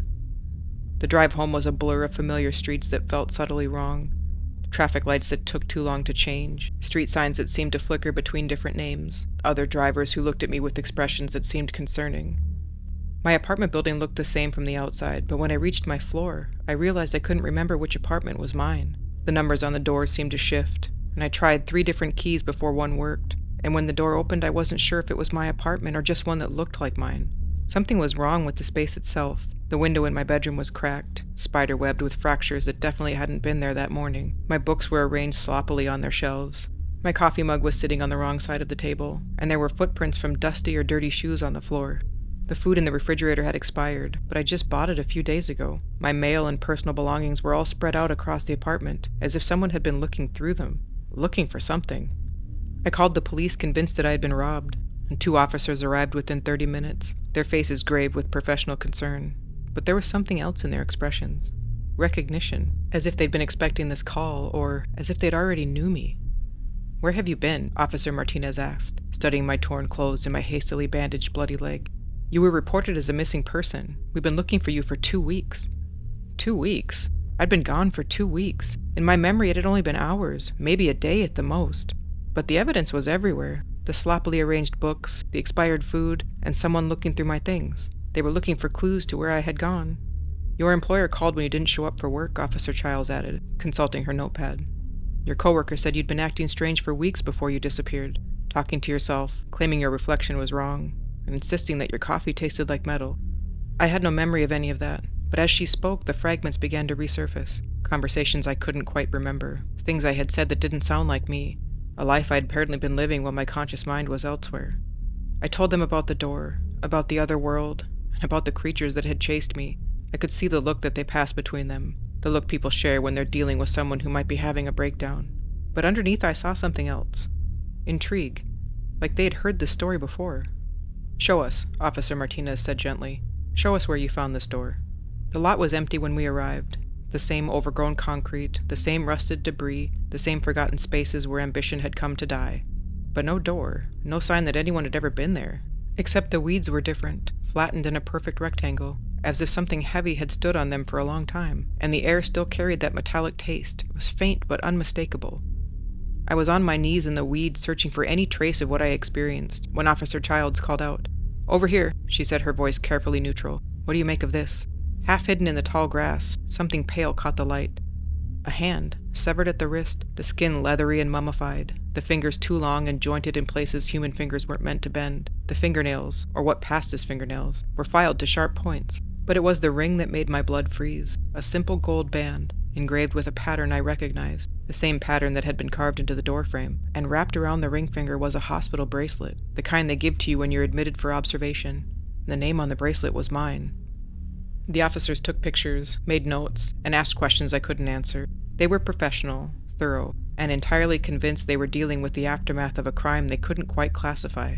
But I caught them exchanging glances when they thought I wasn't looking, the kind of glances that suggest this wasn't the first time they'd been called to investigate impossible things. "We'll need you to come down to the station," Officer Martinez said finally. "There are some people who want to talk to you, people who've been waiting for you to come back." The people were doctors, but not the kind I expected. They worked for a department I had never heard of, conducting research into what they called boundary incidents. They showed me several files documenting cases similar to mine, people who had disappeared for weeks or months, returning with stories of doors that led to other worlds, of creatures that had once been human, and of places that were familiar but wrong. Most of them had been found in the same abandoned industrial district. Many had returned with injuries that couldn't be explained by any known cause. All of them had been changed by their experiences, marked in ways that went deeper than physical scars. "The thing about boundaries," Dr. Smith explained, her voice carrying the weight of someone who had studied impossible things for too long, "is that once they've been crossed, they'll never fully close. The door you found, it's not the first one, and it won't be the last." She showed me some photographs of other doors, found in other abandoned places around the city. Always the same style, always the same carvings, and always standing alone, without any structure to support them. The photographs were dated going back decades, but the doors looked identical, as if they were all the same door, appearing in different places at different times. "The people who go through them," Dr. Smith continued, "we still don't fully understand what happens to them, or what the lasting effects will be." She paused on the last part, slowly raising her eyes to meet mine. "We're also starting to suspect that this might not be the first time some have went through the door," she said with a tone of concern. Unconsciously, my fingers had begun tracing around my wrist, and my mind immediately went to the hospital bracelet with my name on it, and the intake form that could have had my name on it. Had I been there before? Why? Dr. Smith was quiet for a long moment. "We're not sure what they are, but we think they're preparing, building something. The people who come back, they all report the same thing. Creatures that are constructing doors, organizing debris, and creating pathways between worlds, as if they're planning something large-scale." I never told them about the dreams that started after that. The ones where I'm standing in my apartment, looking out that cracked window, and seeing the wrong version of the street beyond the glass, where the sky is the color of old brass and something tall and thin moves between the buildings with mechanical precision. Or about the sounds I hear sometimes at night, a low growl that seems to come from the space between my walls, footsteps in the hall outside my door that stop when I get up to look, or the whisper of wind through a frame that shouldn't exist, carrying the scent of copper and decay. The mirror in my bathroom still shows a reflection that blinks a half a second too late. My coffee still tastes like metal, and my digital clock still runs backward for exactly 17 minutes every Tuesday. But now I know these aren't signs of a breakdown. They're signs of something else. Evidence of a boundary that was crossed and never fully closed. Proof that the world I thought I lived in was never as solid as I believed. The lot is still there, still empty, and still surrounded by a chain-link fence with faded warnings. I drive past it sometimes on my way to work, and I tell myself I'm just checking to make sure it's still normal, it's still safe, still part of the world I'm supposed to live in. But last week I could have sworn I saw something moving in the tall grass, something that shouldn't have been there, something that made my hand shake on the steering wheel and my foot press harder on the gas pedal. The radio went to static when I passed, and for just a moment I heard music, the same haunting melody I had heard in the other world. The fence was still intact, the gate is still chain shut, and the warning signs are still posted. But sometimes when the light is just right, and the shadows fall in just the right way, I can see the outline of something standing in the middle of the lot, something that might be a door, hanging open like a wound in this world.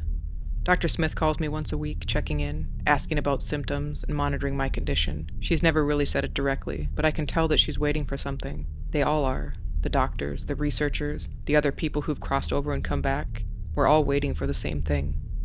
Some boundaries, I've learned, aren't meant to be crossed. Some doors, once open, you never really close. And some things, once they know you exist, never stop looking for you. The routines that once felt like prison bars now feel like some kind of protection, although I'm not sure from what. I take the same route to work, eat the same microwave dinners, and fall asleep to the same blue glow of endless scrolling. Because the alternative, the other roads, the other choices, the other worlds that might be waiting just beyond the next wrong turn, is too terrible to consider.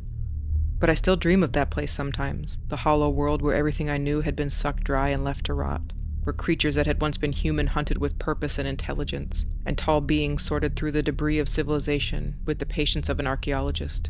Because even in that dead world, even running from monsters and hiding from things that shouldn't exist, I felt more alive than I have in years, more present, and more real.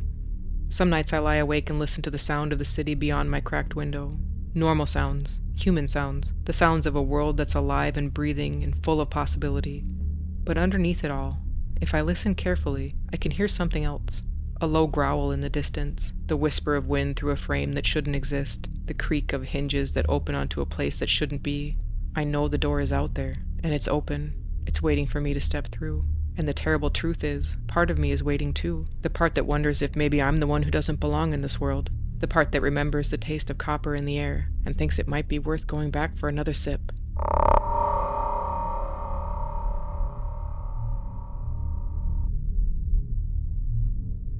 I never told anybody the full story until now. Even as I speak these words, I can feel that old hesitation clawing at me, telling me to keep quiet, like we all agreed to that day. We thought burying it would keep us safe. Maybe it has. Or maybe it's just been waiting. This isn't just another ghost story. Ships like the Orang Medan aren't supposed to exist, but I was there when she died, and I can tell you this, whatever killed her crew, it came from below. I'd spent most of my life at sea, and the Silver Star was just another ship for me to crew. That morning had been ordinary in a way that only the sea can be, everything polished by the sun and the salt until it felt like a repetition of a repetition. The lines were perfectly coiled, and the paint was blistering in the same places it always blistered, and the galley turned out bread that tasted faintly of diesel and memories. We were 3 days into a run that promised nothing more than heat, boredom, and card games that ended in the same arguments. I was checking a stubborn length of hose on the foredeck when the first burst of code crackled through the bulkhead speaker. Just a static cough, a hiccup. It was the kind of noise you stop paying attention to after your first season. I didn't even look up until Pike, our radio man, stuck his head out of the shack like a mole in those old arcade games. "Skipper," he called, not loud but sharp. The words snapped taut in the air. Captain Rojas was only a few paces away, making his slow rounds with a chipped mug in his hand. He didn't even break stride. He just turned and angled for the radio room, his eyes narrowing the way they did when a squall line approached out of nowhere. I trailed after him without even thinking, wiping my palms on my coveralls. The radio room felt colder than the deck. It always did, the way sealed spaces do when the sun is hammering down outside. The radio receiver hissed, a long, needling breath. Pike's pencil had scored a dull groove across the paper by his elbow, dots and dashes scribbled in ragged lines. Morse code. He didn't even look at us. He was listening to the incoming transmission with his whole body, his head cocked, and his eyes unfocused like a man straining to hear his name across a crowded hall. "Repeat," he murmured to no one. "Repeat, repeat." Another burst came through, sounding like a cough again, and then a run of clean signal, delicately quiet, brittle even. He wrote fast, pencil jittering, and at the end of the transmission he stopped, almost frozen in place with a look of horror plastered on his face. "Well then, what did it say?" Captain Rojas barked in a soft but demanding way. Pike looked around the room at us, as if he was choosing his next words carefully. He took a deep breath and read aloud what was on the paper. "All officers, including captain, dead, lying in chart room and on bridge, possibly whole crew dead." No one spoke. You could hear the minute hand on the wall clock stagger forward. The deck pitched beneath my boots in a swell so lazy it felt like a breath. The next line came slower, as if the words were stuck in his throat. Pike swallowed hard and managed to eke out the last 2 words on the transmission. "I die." Pike set the pencil down so gently it didn't make a sound when it touched the desk. "Source?" Rojas asked. Pike shook his head once, subtly, as if he didn't want the motion to disturb whatever fragile thread of signal remained. "Unknown. It's not tagged, and there's no call sign. It's off. I can get you a bearing, maybe," he said. The captain's face did nothing. "Get it," he said in a low, barely audible tone. Pike put a hand to the loop antenna, turning the dial in increments that sounded like teeth clicking. The speaker's hiss shifted in pitch. It widened and narrowed. He spun the loop again, slower this time, and the noise sharpened, like a wire drawn tight. Northwest, he said. "Standing by for repeat if they have anything left." We stood there listening to the absence. It felt like being held just underwater, ears full and lungs hot, the world a muffled humming pressure that could crush you if it wanted. I realized I'd braced one hand on the door jamb. My fingers dug into the paint until they hurt. "Could be a trap," Jory muttered behind me. He was our bosun, a man who had been everywhere that had a dock long before he had a passport. His voice had the sandpaper scrape of a chain dragging across concrete. "Pirates fake maydays all the time," he said. "They'll pull you in and cut you to the bone." Rojas didn't look back. "We don't ignore it," he said. The code came again, but there was no translation needed. We all knew what it said. A latitude and longitude floated up through the static, numbers like a prayer recited in a fever. Pike wrote them down, read them back, and asked for confirmation that would never arrive. He desperately tried to get some feedback from whoever sent the transmission, adjusted the set, coaxed and pleaded, but nothing more came. "That puts them just out from the Malacca Strait," he said finally, his pencil hovering. 22 miles, maybe less. The bearing matches. "Set the course, 270, the captain said, already moving. "Quarter ahead, call the engine room. I want all hands on deck, medical kit ready, and get our crowbars in the lines. We go in smart." A low grumble went through the ship, like an animal rousing. Orders traveled in a conveyor of short sentences and habit. As we turned, the bow adjusted, as if embarrassed by how easily it could be made to point in another direction. Somewhere below, Delaney cursed at a valve that always chose the worst moment to stick, and then the engine settled into a throbbing agreement with our new intent. "Get the boarding kit," Jory told me. "Grapples, axes, and flares just in case, and a couple of masks." He said it like a joke, but he didn't smile. We worked while the ship chewed up the miles. The gear came out of storage in thumps and clanks as it landed on the deck. Canvas straps creaked as the first aid chest yawned open, exposing bandages lined up like bleached ribs, and morphine ampules twinkling in the sunlight. I found an old wooden case with our rebreathers in it. They smelled like the inside of a rubber glove, and last year's oil change. "Do you think they're all dead?" Benny asked. He was the youngest deckhand, 2 months into his first contract, and still moving like the deck might vanish under him at any moment. "I think we're gonna go look, and then we're gonna know," I said, but I wished I hadn't. We passed a fishing trawler so far off our starboard, it looked like a toy boat left in a bath. It didn't alter course. Maybe it didn't hear the call, or maybe it did, and preferred to catch fish over ghosts. Back in the radio room, Pike worked the set like a man trying to tune a dream. All he got was scraps, echoes of chatter on distant channels, a weather report from a coastal station, and once, a bark of something that might have been a human voice, or just the radio deciding to make its own speech. Each time his face would lift, hopeful, but then it would flatten. "Any name?" Rojas asked. Pike hesitated, and then pointed to the paper where he'd written the coordinates. In small letters in the margin he'd scribbled, "Unknown." "Could be a derelict," Jory said, appearing in the doorway with a coil of line over his shoulder. "Could be a prank. Could be some naval boys playing chicken. Or it could be nothing." "It's something," I said, but I didn't know why I felt so sure. The captain lifted the chart from the table, folding it in half, and tucked it under his arm. "We'll see it soon enough," he said. "Keep your eyes open. Nobody plays hero. We board it if it's safe, and we leave if it isn't." He looked at each of us in turn. His gaze wasn't a threat, but it wasn't a comfort either. We reached the coordinates in less than an hour. There was nothing there but water. But then, a smudge on the horizon to the northwest resolved into a darker smudge, and then into a line, and the line into a hull cutting the horizon at an angle that made my stomach tighten. She was listing, just enough to look like a hand frozen in place, raised for help. There were no flags, no answering call, just a shape, the color of an old bruise against the sky. "Dead ahead," the lookout called, though we could all see it. "Steady," Rojas said quietly. I felt the same something pass along the deck that had passed through the radio room, the ship taking a breath it didn't want to take. We adjusted the course another tick. The smudge became a ship with a name we couldn't read yet, and a silence so complete it seemed to extend beyond her steel and into the air itself. Pike tried one last time. "Unknown vessel at latitude," he gave the numbers. "This is the Silver Star. Do you copy? Do you require assistance?" The only answer was the receiver's hiss, thin and steady, like someone shushing us from very far away. From a distance, she could have been any rust-bellied freighter, caught between ports too long, but up close something was wrong. The ship sat heavy in the water, her bow angled just enough to feel unbalanced, like a chair with one short leg. The sun was high, but her steel looked cold, shadows clinging to the seams and the rivets, as if the light was trying to avoid her. We drifted closer on the captain's orders, our engines throttled down until they were barely more than a pulse beneath our feet. No radio call, and no waving hands on deck, no movement at all behind the glass of the bridge. She didn't even rock with the swell. It was as though the sea had decided to hold her in place. "The winds died," Jory muttered behind me. He was right. It wasn't just calmer, it was still. My shirt, which had been plastered to my back all morning, loosened against my skin. The air felt heavier, the kind you breathe in slow without realizing it. Benny leaned over the rail, squinting at her hull. "Looks like no one's been topside in weeks," he said. "There's no footprints in the dust." "Wait, what's that?" The captain cut him off. "Eyes on your station." It was habit for Rojas to keep the chatter tight during approach, but the way his voice clipped, the words felt different this time. We eased into her shadow. The change in temperature was immediate, was cool and damp. My nose caught a sharp scent that didn't belong to the ocean. It was something acrid and chemical, just faint enough to ignore if you wanted to. Pike leaned out of the radio room and shook his head. "Still nothing. If they're transmitting, it's not to us." "Maybe they switched off after the call," Benny said. "Or maybe there's no one left to switch anything," Jory replied. The captain's gaze stayed fixed on the freighter. "We'll find out soon enough." From this close, details began to emerge.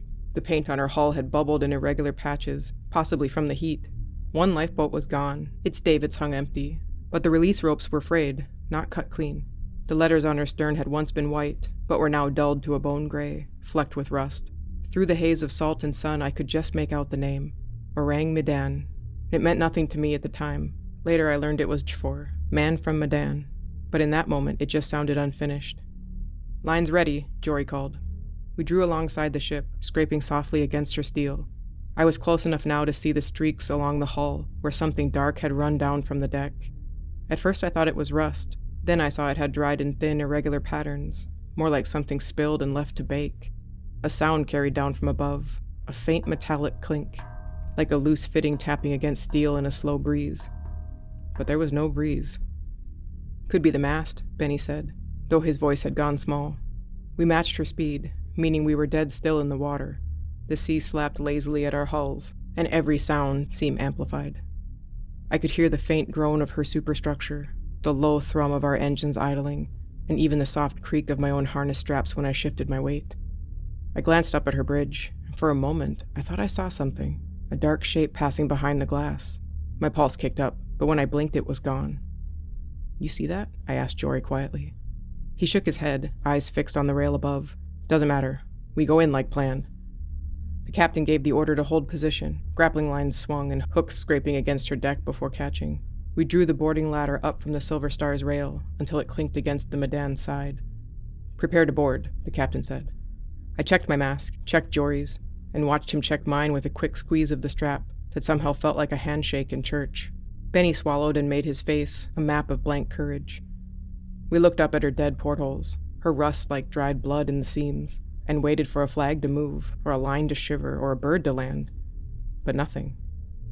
"On my mark," Rojas said, his voice even. "Go." The moment before my boots hit her steel, I noticed something else. The water between our ships looked different. It was darker, almost oily, though I couldn't see a spill. The smell was stronger now, it was metallic and chemical, and underneath it something sour, like fruit left to rot in the sun. Jory was first up the ladder. I followed, feeling the heat of the sun vanish with each rung until the shadow swallowed me completely. By the time my hands gripped the top rail, my skin was prickling, not from the temperature, but from the quiet. I pulled myself onto the deck of the Orang Medan. The steel was cold under my boots, too cold, and that's when I saw the first body. The deck of the Orang Medan was coated in a thin film of grit, made of salt crystals, rust dust, and maybe ash. It crunched under my boots, making every step sound like it carried twice the weight it should. Jory had already unhooked his safety line and was scanning the expanse toward the bow. His stance had changed. He wasn't standing like a man boarding an abandoned vessel anymore. He was standing like a man in a place where he shouldn't be. Jesus, he muttered. I followed his gaze. The first body was lying on its back near the starboard rail, arms bent at odd angles as if thrown there by force. The man's face was wrong. His eyes were wide, the whites clouded and the pupils filmed over with a dull gray. His mouth gaped open and his lips were drawn tight as though frozen in mid-scream. I'd seen men die before, drowning, impact, and even disease, but nothing had ever left a face like that. The skin was pale, not blood-drained pale, but ashen, almost bluish, and stretched taut over the bones. There were no visible wounds and no blood. We moved towards the wheelhouse. More bodies. One slumped against the wall beside the companionway door, head tilted back so far it looked broken. Another lay face down, one arm extended towards the bridge ladder, as if he was trying to climb it when death had stopped him cold. None of them showed signs of a struggle. There was no overturned gear, no torn clothing. It was as though death had passed over the ship in a single silent sweep, catching each man exactly where he stood. The smell deepened the farther we went. The metallic tang was strongest here, laced with something sharp and chemical, and beneath it a faint, rotting sweetness. It made the back of my throat itch. I knelt beside one of the bodies, just close enough to study the details. The man's hands were curled into loose fists, fingers rigid. His nails were blackened, almost as if burned. I reached for his collar to check for identification, but the instant my glove brushed his shirt, I felt a chill. It wasn't the coolness of a corpse that had been laying in the shade. It was deeper, a cold that seemed to live inside the flesh, as if something had drawn all the heat out and left nothing behind. Jory noticed the way I froze. "Cold?" he asked. "Colder than it should be," I said. The wheelhouse door hung ajar. Inside, the captain of the Orang Medan sat in a chair against the far wall, binoculars clutched in his stiff fingers. His head was turned towards the window, eyes fixed on some point beyond the horizon. The officer beside him was half collapsed over the chart table, mouth frozen open wide enough that the tendons in his jaw stood out like cords. The chart beneath him was smeared with pencil marks, loops and notes scrawled all over latitude lines. But I couldn't focus on that. My eyes kept going back to their faces. They weren't just afraid. They looked like they had seen something. Benny had come up behind us, his boots scuffing against the steps. The moment he crossed the threshold, he swore softly under his breath. What the hell happened to them? Nobody answered. The air in the wheelhouse was heavier, as though it hadn't moved in days. I could hear the faint hum of the Silver Star's engine from across the water. And it struck me then, the Orang Medan had no sound of her own. No engine thrum, no groan of shifting steel. Even the flag's halyards were still. Pike's voice crackled through the portable radio clipped to Jory's harness. "Anything?" Jory pressed the transmission button. Bodies all over. No signs of life. It looks like the whole crew. There was a pause. "How?" Jory's eyes swept the room and then met mine. We don't know yet. We left the wheelhouse and moved aft. The mess hall door had been left open, chairs pushed back from the tables as if the men had stood up mid-meal. Plates sat where they'd been left, scraps of food dried and curled at the edges. The flies should have been thick by now, but there weren't any. A fork lay on the floor beside a body slumped over the table. His mouth hung open, his face locked in the same expression as the others, one hand clutching the edge of the table so tightly that the skin on his knuckles split. The farther we went, the colder the air seemed to get. My breath didn't quite fog, but it felt close. And that smell, that chemical sting layered over rot, it clung to everything. When we reached the entrance to the engine room, Jory stopped dead. The hatch was open, but a haze lingered just inside. Not smoke exactly, something more like a shimmer, as though the air itself was bending. "Keep your masks ready," he said quietly. "Something's off down here." I couldn't shake the feeling that the ship was watching us. Every porthole felt like an eye, and every dark corridor like a mouth. And we hadn't even seen the worst of it yet. The engine room hatch yawned below us. breathing out that metallic stench in slow, invisible waves. My mask slung ready around my neck, and the smell clung to my sinuses like it was trying to set roots. Jory went in first, one hand on the ladder, his flashlight beam slicing into the gloom. I followed Benny, bringing up the rear. The light caught motes of dust, or something like dust, turning lazily in the still air. The walls were damp, not with condensation. Whatever it was felt tacky, like oil or residue from something, but was never cleaned up. Halfway down, the temperature dropped again. Not the gradual cool of descending into the lower decks, but a sudden shift, like walking through an invisible curtain. My fingertips prickled through my gloves. The engine room was as silent as the rest of the ship, but the silence here felt heavier. The engines themselves stood cold and lifeless, their surfaces streaked with rust in odd patterns, almost like handprints. 2 more bodies were waiting for us there. One was the engineer, sprawled on his side beside the main control panel, arms outstretched as if he'd been reaching for a switch when something stopped him. His other hand clutched a wrench so tightly that I had to pry his fingers open to see the skin beneath. Frosted white, as though he'd been holding onto ice. The second body was younger, maybe an apprentice. He was half under a workbench, eyes locked on the gap between 2 bulkheads. His expression was different from the others. It was not a scream, not a fear exactly, but a kind of fixed, awful focus. "What the hell was he looking at?" Benny asked. "Nothing now," Jory said, though his voice was tight. We moved through the rest of the engine room, checking gauges, valves, and dials, anything that might hint at what happened here. The readings were frozen in strange positions, as if they'd been locked mid-function. There was no sign of sabotage, and no obvious damage.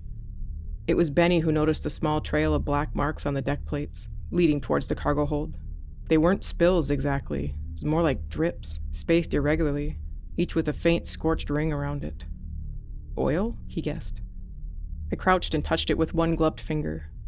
It wasn't wet, but it left a faint black smear on the fabric, and the smell was strong, sharp, and almost sweet. We followed the trail. The crew quarters were next. Narrow bunks lined each side of the passage, thin mattresses sagging under the weight of still forms. Some of the dead lay curled under their blankets like they died in their sleep. Others sat upright against the bulkheads, eyes fixed on nothing. There were no signs of a struggle. There was no overturned furniture, and no signs that they'd even tried to escape. It's as if whatever had killed them had done it without sound and without even a warning. In one cabin, a half-finished letter sat on a desk, the pencil still resting across the page. The writing was in Dutch, neat and deliberate, ending abruptly mid-sentence. The last few words translated roughly to, "It's coming from below." Benny read it twice, and then set it down with exaggerated care, as if the paper itself might burn him. We pressed on. The deeper we went, the more I felt the air changing. It was not just colder now, but denser, like it was resisting us. My flashlight beam seemed to fade faster here, swallowed by the shadows before it should. At the base of the next companionway, we found another door. Stenciled across it in faded black letters were the words, "Cargo hold, authorized personnel only." The trail of black marks ended here. Jory tried the handle. It turned, but the door wouldn't open more than an inch. Something heavy blocked it from the other side. He leaned into it, grunting, and after a long moment it gave way, with a groan from the steel hinges. The smell hit us first. It was stronger than anywhere else, chemical and sweet, layered over something coppery. I pulled my mask on, the rubber sealing tight against my face. Our lights sweeping over the interior. Crates filled most of the space, stacked high and lashed with heavy ropes.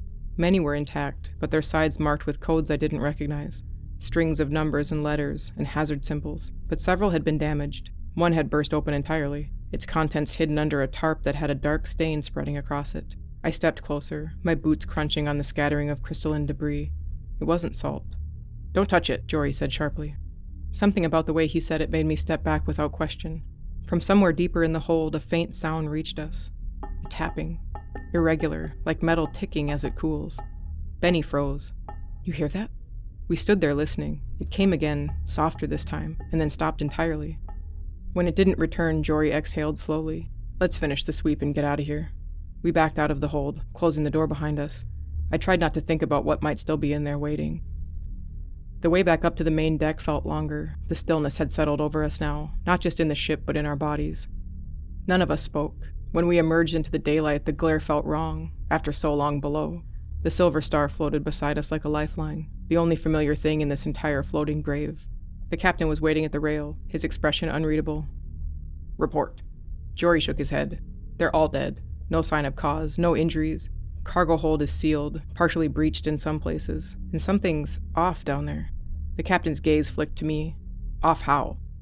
I thought of the letter, the strange residue, and the tapping in the hold, and I just said, I don't think we want to know. We should have left then, reported what we saw, cut the lines, and steamed away before the tide could carry the Orang Medan's shadow any further into us. But Rojas wanted answers. The captain didn't board with us often, but when he did, you felt it. He moved through the maze of dead bodies without looking at the faces, his boots finding the cleanest paths as if he'd memorized them. He stopped at the cargo hold door, studied the stenciled warning, and put his hand on the latch. Mask up, he said. Jory didn't argue, and neither did I. We pushed the door open again. The smell poured out thicker than before, flooding the corridor. Even through the filters of the masks it had weight, a chemical density that coated your tongue. Inside the air was thick and heavy, and the stacked crates loomed like monoliths, some of them bound tight and others fractured and splintered, leaking their contents into small glittering piles. The crystalline residue crunched underfoot as we made our way through. Rojas approached one of the damaged crates and knelt down. His gloved hand brushed the side, and then jerked back like he'd touched a live wire. Cold, he muttered, looking at us. Colder than ice. I swallowed. It's the same with the bodies. He didn't answer. He reached for the tarp covering the fully broken crate. The fabric was stiff and stuck to whatever was beneath it by the crust of that blackened residue. The captain gave it a swift jerk and it came free with a brittle tearing sound. Underneath were glass canisters, each about the length of my forearm, held in padded slots. Most were intact. 2 were shattered. The inside of the crate was lined with that same crystalline coating, shimmering faintly in the flashlight beam. What is this? Benny whispered. No one knew, or no one would say. From the far end of the hold, the tapping had started again. It was louder this time. We all turned towards the sound. It was coming from behind a stack of intact crates, in the deepest part of the bay. Rojas motioned for us to move. Our boots crunched over the residue. Each step seemed to echo too much, like the steel itself was listening. When we rounded the last stack, we saw the source. A crate, unmarked like the others, laying on its side, its lid partially pried loose. The metal bands around it had been bent from the inside, edges flared outwards. Something had forced its way out. The tapping came again, not from inside the crate, but from the deck plate beneath it. 3 sharp knocks, a pause, and then 2 more. I didn't realize I had stepped back until my shoulder hit Jory's. Something alive? Benny's voice shook in the mask. Not anymore, Rojas said, though he sounded like he didn't believe it. The deck plate under the crate was warped, upward in a subtle curve, as though something below had pressed against it hard enough to bend the steel, and then stopped. We stood there too long, waiting for it to happen again, but it didn't. The air felt thicker with each breath. Finally, Rojas said, We've seen enough. Out. We backed away, sealing the door behind us. The latch clanged shut, but the sound didn't carry far. It felt muffled, like it had been swallowed by the ship. Back on the main deck, I yanked my mask off and sucked in warm air like I'd been drowning. The chemical taste didn't fade. I glanced at the water between our ships. The strange dark sheen was spreading, curling away from the Medan in slow ribbons. And then I realized something. The cool draft we'd felt when we first boarded hadn't stopped. It was stronger now, and sliding over the deck like a sigh. It was coming from below. It began with a sound I didn't notice at first. A low hiss, somewhere between escaping steam and a long exhale. We were back on the main deck, preparing to return to the Silver Star, when Jory froze mid-step, his head turned towards the aft hatch, the one that had led down to the hold. You hear that? He asked. I did now. The hiss was growing, layered with the soft crackling, like dry leaves catching flame. Then the smell, not the cold metallic tang we'd been choking on all day, but something hotter and acrid and sharp enough to sting your eyes even from a distance. Smoke, Benny said, pointing. A thin, dark thread was curling out from the hatch seam, rising in a slow spiral before being whipped away by the wind. The cool draft that had been spilling up from below was gone. In its place was a pulse of heat, faint at first but then building fast. Rojas was already moving. We're done here. Back to the Silver Star, now. We started towards the boarding ladder, but the hiss behind us deepened, taking on a strange, almost wet undertone, like boiling sap. When I glanced back, the smoke was no longer a thread. It was rolling out in thick waves, dark as oil, hugging the deck before rising, and something in it was moving. I don't mean the way smoke curls and shifts in the air. I mean it was twitching, like a muscle under the skin. Move, Jory barked. We hit the ladder hard, boots clanging on the rungs. The Silver Star's deck loomed closer, but so did the noise. A sudden rushing roar deep in the Medan's belly, followed by a series of metallic bangs that rattled up through her frame. I was halfway across the gap when the heat slammed into me. Not the warmth of a normal fire, but the searing blast of a furnace door flung open. Rojas was last over, and the moment his boots hit our deck, he shouted to cut the lines. The crew obeyed without question, ropes snapping back as the gap between the ships widened. The Medan's deck was a haze now, figures of dead bodies barely visible through the churning smoke. The heat shimmered around them, distorting their shapes until they looked like they were moving. And then the first explosion came from below, a deep concussive whoomp that seemed to lift the ship up by its bones. The whoomp from the first blast hadn't even faded when the second one came, sharper and higher, like something tearing loose in the Medan's steel gut. We were already pulling away, the engine straining, when the deck of the ghost ship buckled in slow motion. Smoke roared out of its hatches in thick black columns, and for a split second, it carried that same unnatural shimmer, as if the heat inside was alive. A third explosion ripped through the hull, and this one had teeth. A wave of fire erupted from the midsection, orange and white at its core, licking skyward before curling over and collapsing back into the ship. The blast hit us seconds later, a hot, shoving wind that rattled the Silver Star's rigging and stung my skin. I hit the deck, hands over my head, as debris, twisted steel, burning fragments of wood, and something that might once have been a lifeboat davit raining into the sea around us. When I looked up, the Medan was listing hard to port. The fire ate her faster now, the glow spilling through her seams like molten veins. And then she went down with a long sigh, swallowed by the black water, leaving only an oil-slick skin rippling across the surface. We kept our distance for over an hour, circling the patch of sea where the Orang Medan had gone under. The slick spread slow and wide, faint rainbow sheens rolling across the swells, the late afternoon sun breaking them into colors too sharp to look at for long.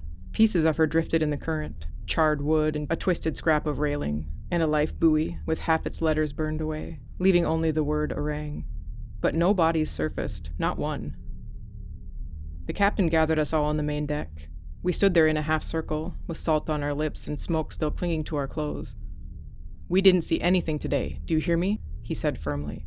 "We found no survivors, and no remains. The Orang Medan is gone. That's all that goes in the log." It wasn't an order so much as a warning. We nodded, and nobody argued, nobody asked questions. The run back to port felt longer than the approach, even though the seas stayed glassy and calm. At night the bunks creaked with every roll, and I could hear the men shifting restlessly, boots padding along the passageway at odd hours. In the galley, conversation stopped when I walked in. On the second night, Pike pulled me aside. His face was drawn tight and his eyes rimmed red. "I keep hearing it," he whispered, "in the static. I keep hearing that distress signal." "Maybe it's just in your head," I said, but even as the words left my mouth, I didn't believe them. Benny got sick the day after we left the site, a deep, wet cough that rattled in his chest. The medic checked him over and said it was probably just the air down in the Medan's lower deck. But Benny swore he could taste the chemical frost in every breath. He signed off at the next port, and I never saw him again. Jory lasted a few days longer. Then, one morning, I found his rack stripped bare and his duffel gone. He'd left a note on my pillow. Just one sentence. "It's still down there." We made it back to our port. Officials came aboard with clipboards, and men who didn't really say their names. They asked polite questions with no weight in them. They nodded at Rojas's log, and one of them set a hand on the radio like he was feeling for a pulse, and then pulled his hand away fast as if he'd found one. The report filed under our voyage said what it needed to say. Distress received, approach made, derelict vessel sighted. No survivors or remains on board. A fire, an explosion, loss at sea. There were boxes for these kinds of things, and we checked all the boxes. Rumors run faster than ships. The next few days, other crews were glancing at us in dockside bars and not meeting our eyes. Someone told someone that we'd towed the Medan and cut her loose. Someone else said chemicals, nerve gas, smuggling, and cyanide. I watched as the word radioactive passed through the room like a priest with a bowl of ashes. If you ask the men who were there, men still breathing and not fond of talking, they'll tell you the same plain things you already know. The sea doesn't want to explain itself. There was a ship, and then there wasn't. They'll leave out the faces. They'll leave out the cold you could feel in a dead man's shirt. They'll forget to mention how the smoke can look like a muscle when it wants to, like something flexing a body it hadn't meant to have. When people ask me now, because sometimes they still do, whether I think it was poison or piracy, or something the government mislaid, I tell them the only truth I can carry without breaking. Maybe. Maybe it was one of those. Maybe it was a valve that failed. Maybe there was no ship at all, only a story that used us like a body. All of those maybes keep men sane. But there's another truth that lives in my lungs like old smoke, and it itches the back of my throat when the radio hisses at night. I've been at sea most of my life, and the sea has kept most of me. I've learned to leave some questions where I found them. But every time the radio wakes and whispers a voice made of weather and chance, every time the hull has a thought to share in the hard hours, I remember a ship that sighed and went under, and faces that died, looking at a thing I never turned fast enough to see. And I remember the cold, a cold that seemed to live inside the flesh, as though something had drawn out all the heat and left nothing behind. And in the cold, I can almost hear a breath sliding slow and steady along the back of my neck, whispering the words, "I die." I haven't told anyone that part, until now.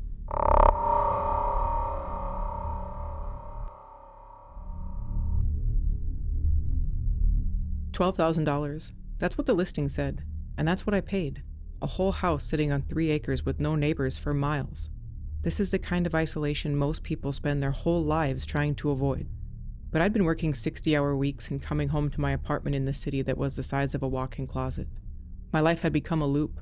Alarm goes off at 6, subway, then fluorescent lights, then meetings about meetings, and take-out dinners eaten standing over the kitchen sink. The same conversations, the same faces, the same gray sky visible through the same grimy office windows. When the listing appeared on my screen at 2 a.m. on a Tuesday, it felt like the universe had finally thrown me a bone. The photos didn't show much, just a small house with weathered clapboard siding and a wraparound porch tucked deep in the forest. The description claimed things like perfect off-grid potential and a motivated seller. There were no photos of the interior, but foreclosures rarely bothered with staging. I submitted an offer that same morning, cash, no inspection, as is. The realtor called back within an hour. "Are you sure about this?" she asked. "It's been on the market for 8 months. No one's even scheduled a viewing." "I'm sure," I said with more confidence than I had shown in a while. "It's exactly what I'm looking for." 2 weeks later, and the keys arrived in a manila envelope with no return address. Just 2 brass keys on a ring, worn smooth by decades of fingers I'd never know. The drive took longer than expected. The highway gave way to state roads, which gave way to a gravel route that seemed to forget its own name. The pine trees pressed in closer with each mile, their branches creating a canopy so thick that it made noon feel like dusk. My phone lost signal somewhere past a rusted mailbox and a handmade sign advertising fresh eggs, though I don't think I ever saw any chickens. The dirt road to the house stretched for 3 miles through forest that grew denser and more silent with each turn. There was a noticeable absence of forest noises, no birds, and not even any rustling leaves. Even with the windows down, the only sound was my tires crunching over gravel and the occasional mystery sound coming from the engine. I'm sure it was fine. The driveway appeared without warning, 2 tire tracks cutting through tall grass towards a house that looked exactly like the photos, except smaller, much smaller, the kind of small that makes you wonder if the camera had been lying or if the forest had somehow compressed everything within its boundaries. I sat in the car for several minutes studying my new home. The porch sagged slightly on the left side, the paint peeled from the window frames in long, uneven strips. The old brick chimney listed away from the roofline as if the house were slowly shrugging it off. And the front door was hanging open, not wide, just enough to reveal a rectangle of darkness beyond. It moved slightly in what must have been a breeze, though the air felt still and heavy, and I realized I was holding my breath. I told myself it was normal. Foreclosures often had security issues. The previous owner probably left in a hurry and forgot to secure things properly. The bank wouldn't have sent me keys to a house that wasn't safe, would they? The silence followed me from my car to the porch. My footsteps sounded like gunshots on the old wood. The door's hinges squeaked as I pushed it fully open, and that sound seemed to travel deep into the house before fading. The inside smelled like dust and something else, something mineral and cold, like the air in caves. The floor was made of wide planks, warped in places where water had gotten in. The wallpaper hung in ribbons, revealing patches of hand-painted plaster underneath, roses and vines mostly, though in some of the dimmer corners the pattern looked less like flowers and more like reaching fingers. Creepy. The living room felt larger than it should, considering how small the house looked from the outside. A stone fireplace dominated one wall, its hearth dark with decades of soot. The mantel held nothing but a thin layer of dust, and something that might have been water stains but looked, in the right light, like handprints. I spent the first hour walking through and inspecting the rooms. My footsteps was the only sound. The kitchen with a hand pump well, the 2 bedrooms, one barely large enough for a twin bed, and a bathroom with fixtures that belonged in a museum. But everything was functional. It had just been sitting there a while. That first night I slept on an air mattress in the living room, my sleeping bag pulled up to my chin despite the warm September air. The house settled in around me, creaks and sighs that old wood makes as the temperature changes. Normal sounds, comforting even. I woke once, sometime after midnight, certain I'd heard footsteps in the kitchen, but when I listened, there was only silence, and the distant sound of wind whistling through the tree branches. The next morning, sunlight streaming through the bare windows made everything seem ordinary. I unpacked my car and began the process of making the place livable. I swept the floors, wiped down the surfaces, and tested the hand pump in the kitchen, which produced clear, cold water that tasted faintly of minerals. I had read that well water was an acquired taste. The kitchen chair sat at an angle to the table, pulled out as if someone had just stood up from breakfast. I pushed it back in, noting absently that the floor around the table legs was cleaner than the rest, as if someone had been sweeping recently. By the third day I had settled into a routine. Coffee at sunrise made on a camp stove. Morning chores, cleaning, organizing, familiarizing myself with the house's quirks. Afternoons spent exploring the property, finding the old well house, the collapsed chicken coop, and the stone boundary markers that suggested the land had been farmed once. Evenings were for reading by the oil lamp and listening to the forest settle into the night. No television, no internet, and no constant ping of notifications. Just the sound of my own breathing and the house breathing back. But that's when I first noticed something was off. 3:17 a.m. glowed in large red numbers from the digital travel clock beside my air mattress.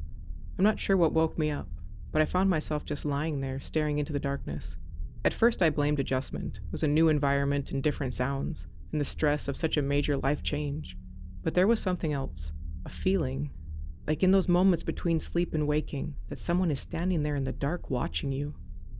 On the fourth night, I again woke up suddenly at 3:17 a.m. to find the kitchen chair pulled away from the table again. I'd pushed it in before bed, I was certain of that.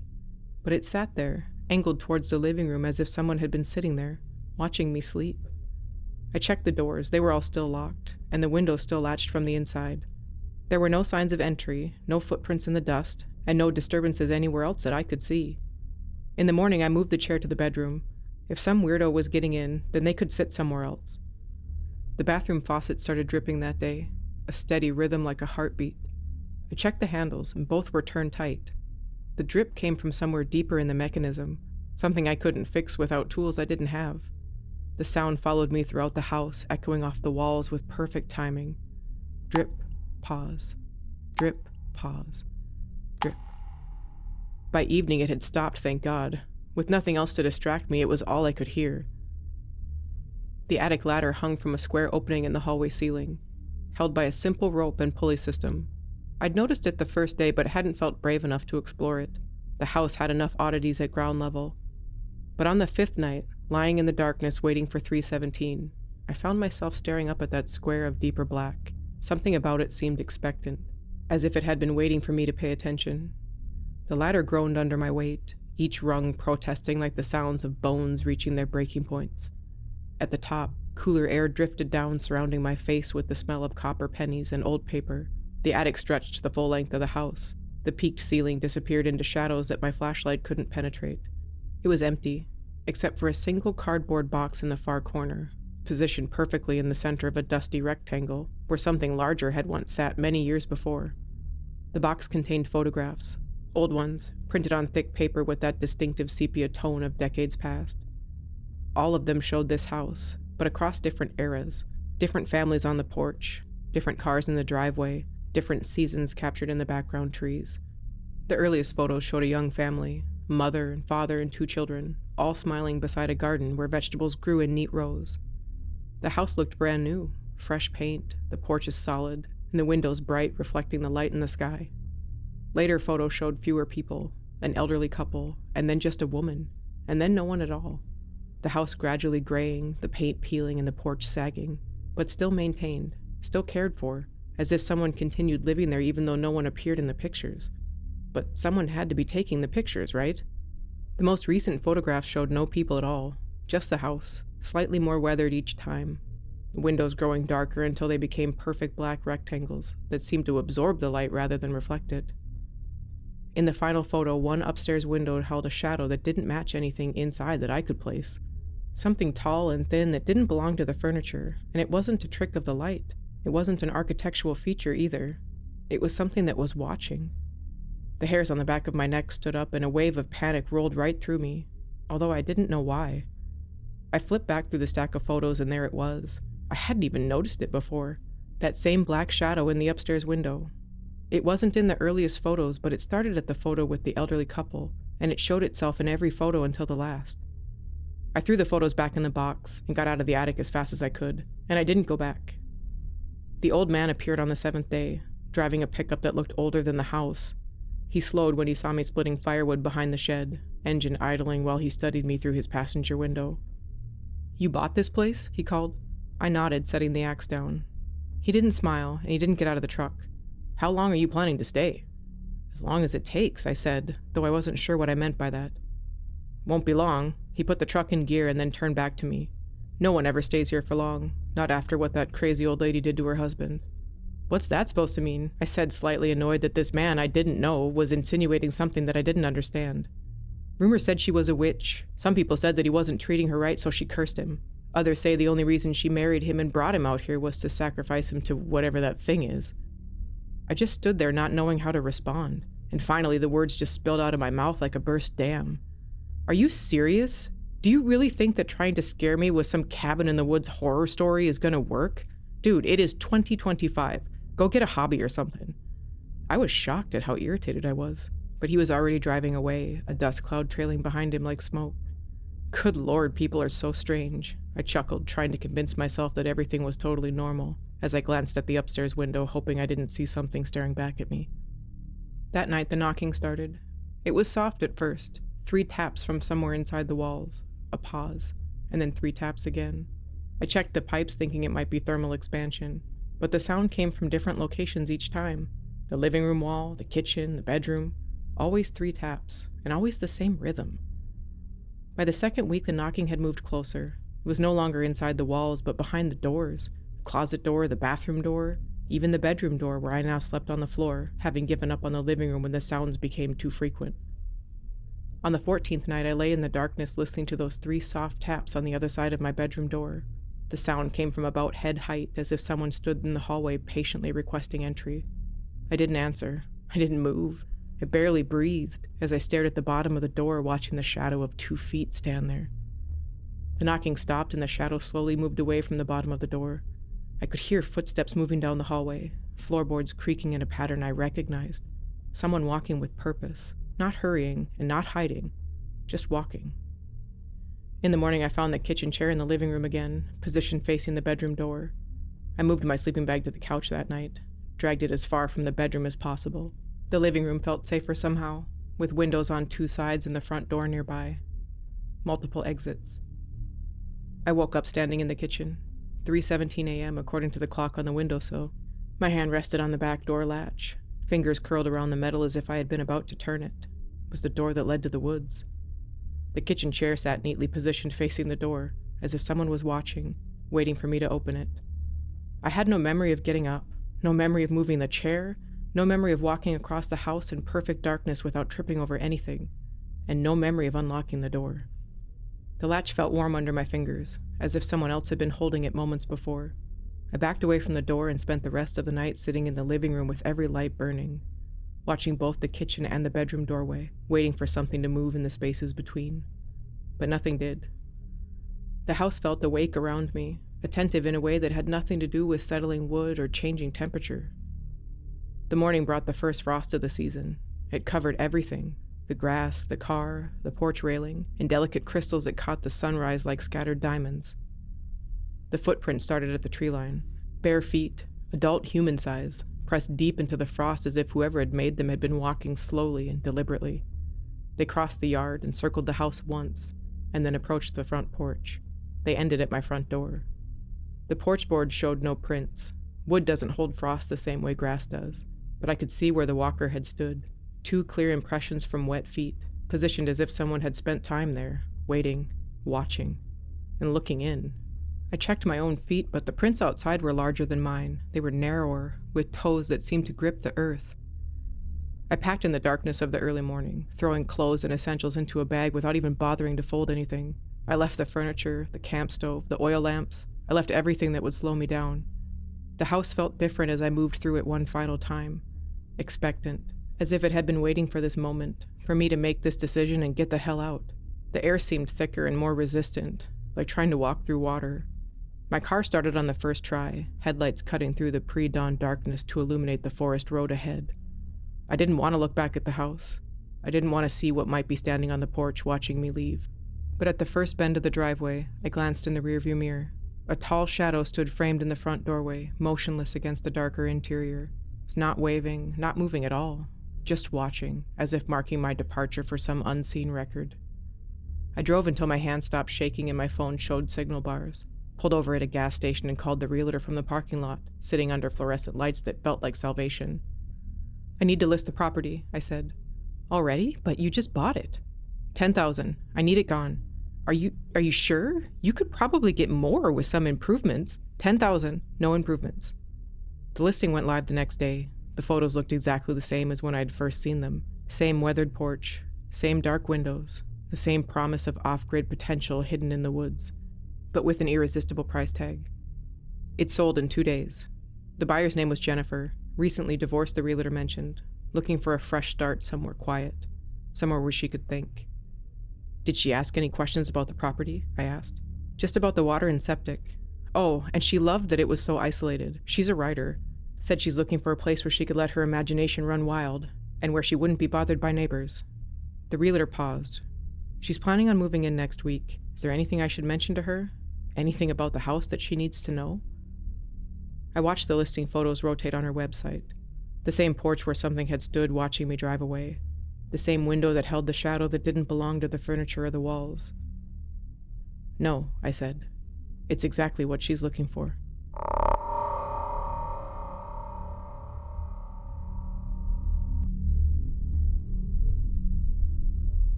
It all started with a graveyard and a shaky camera. I'll never forget the night we filmed the Blackwood Cemetery video.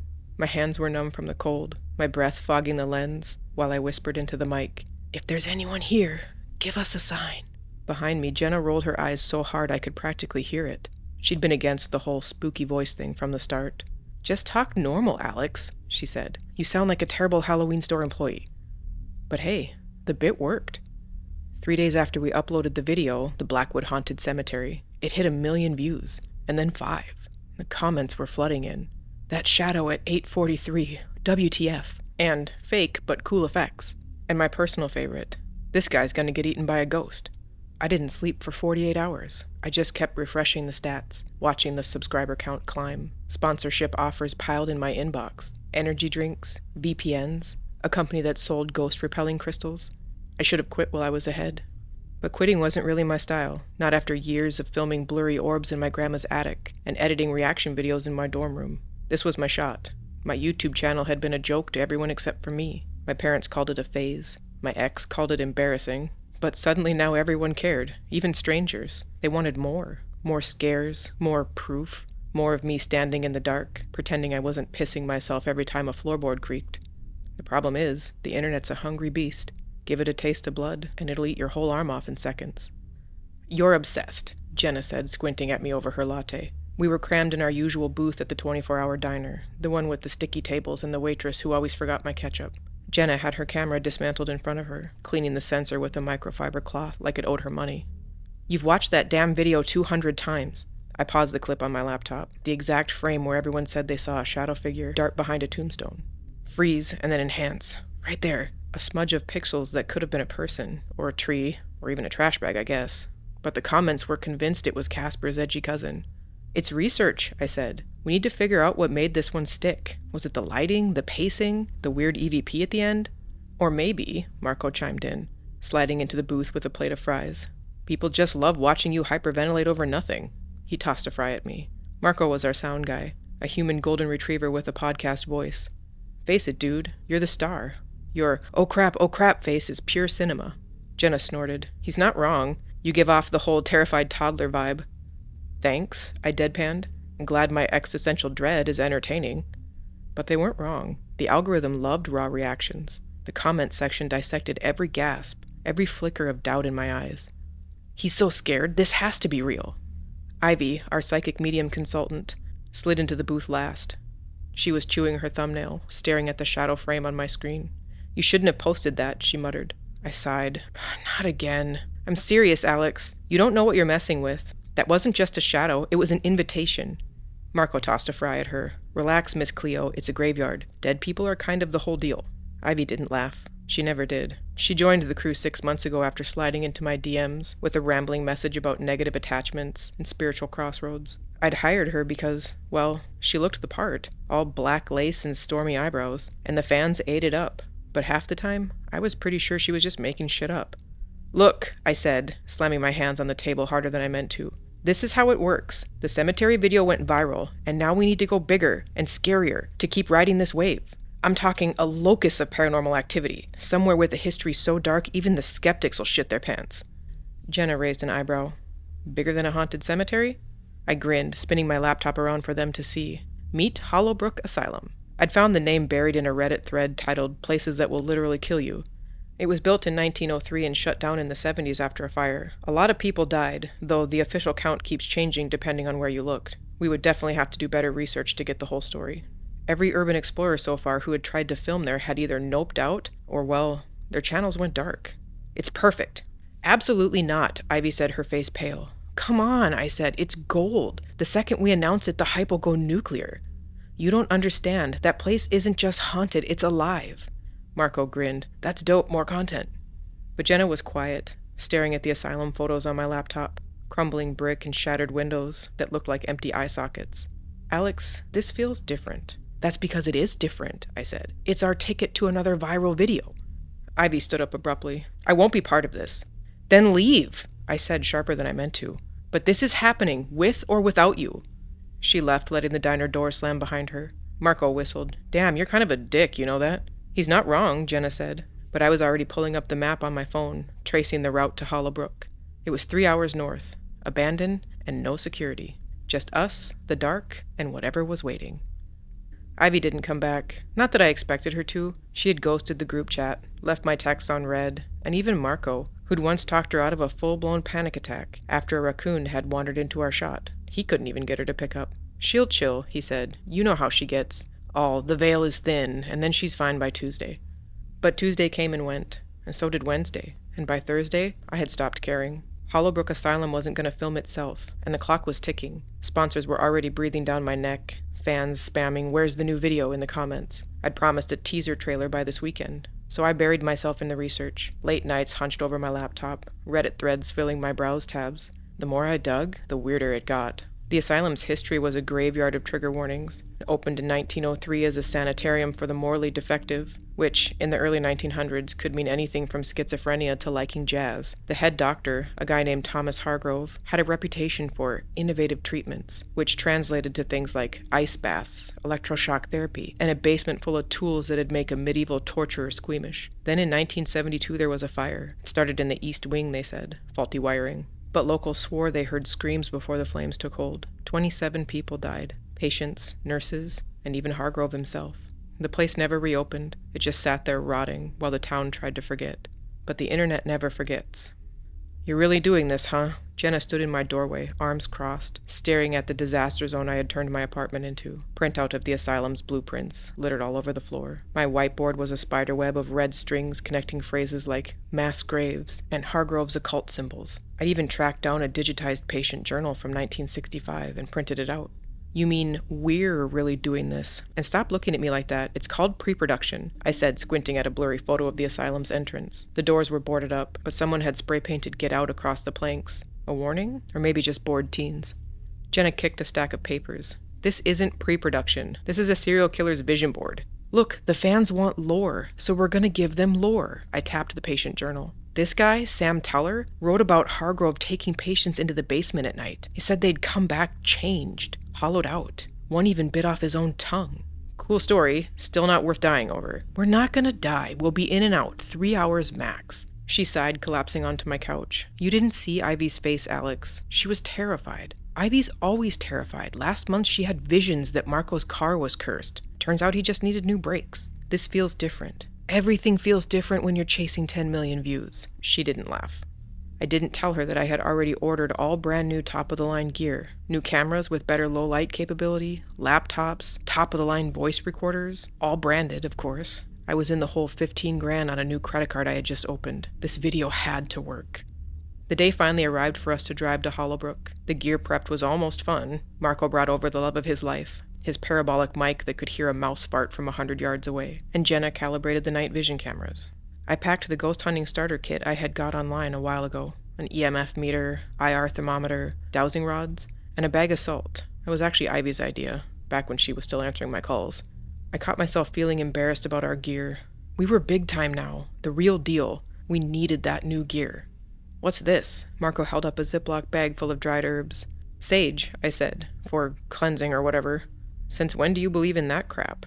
"I don't, but the fans eat it up. Remember the live stream where Ivy smudged the doll hospital? The views skyrocketed."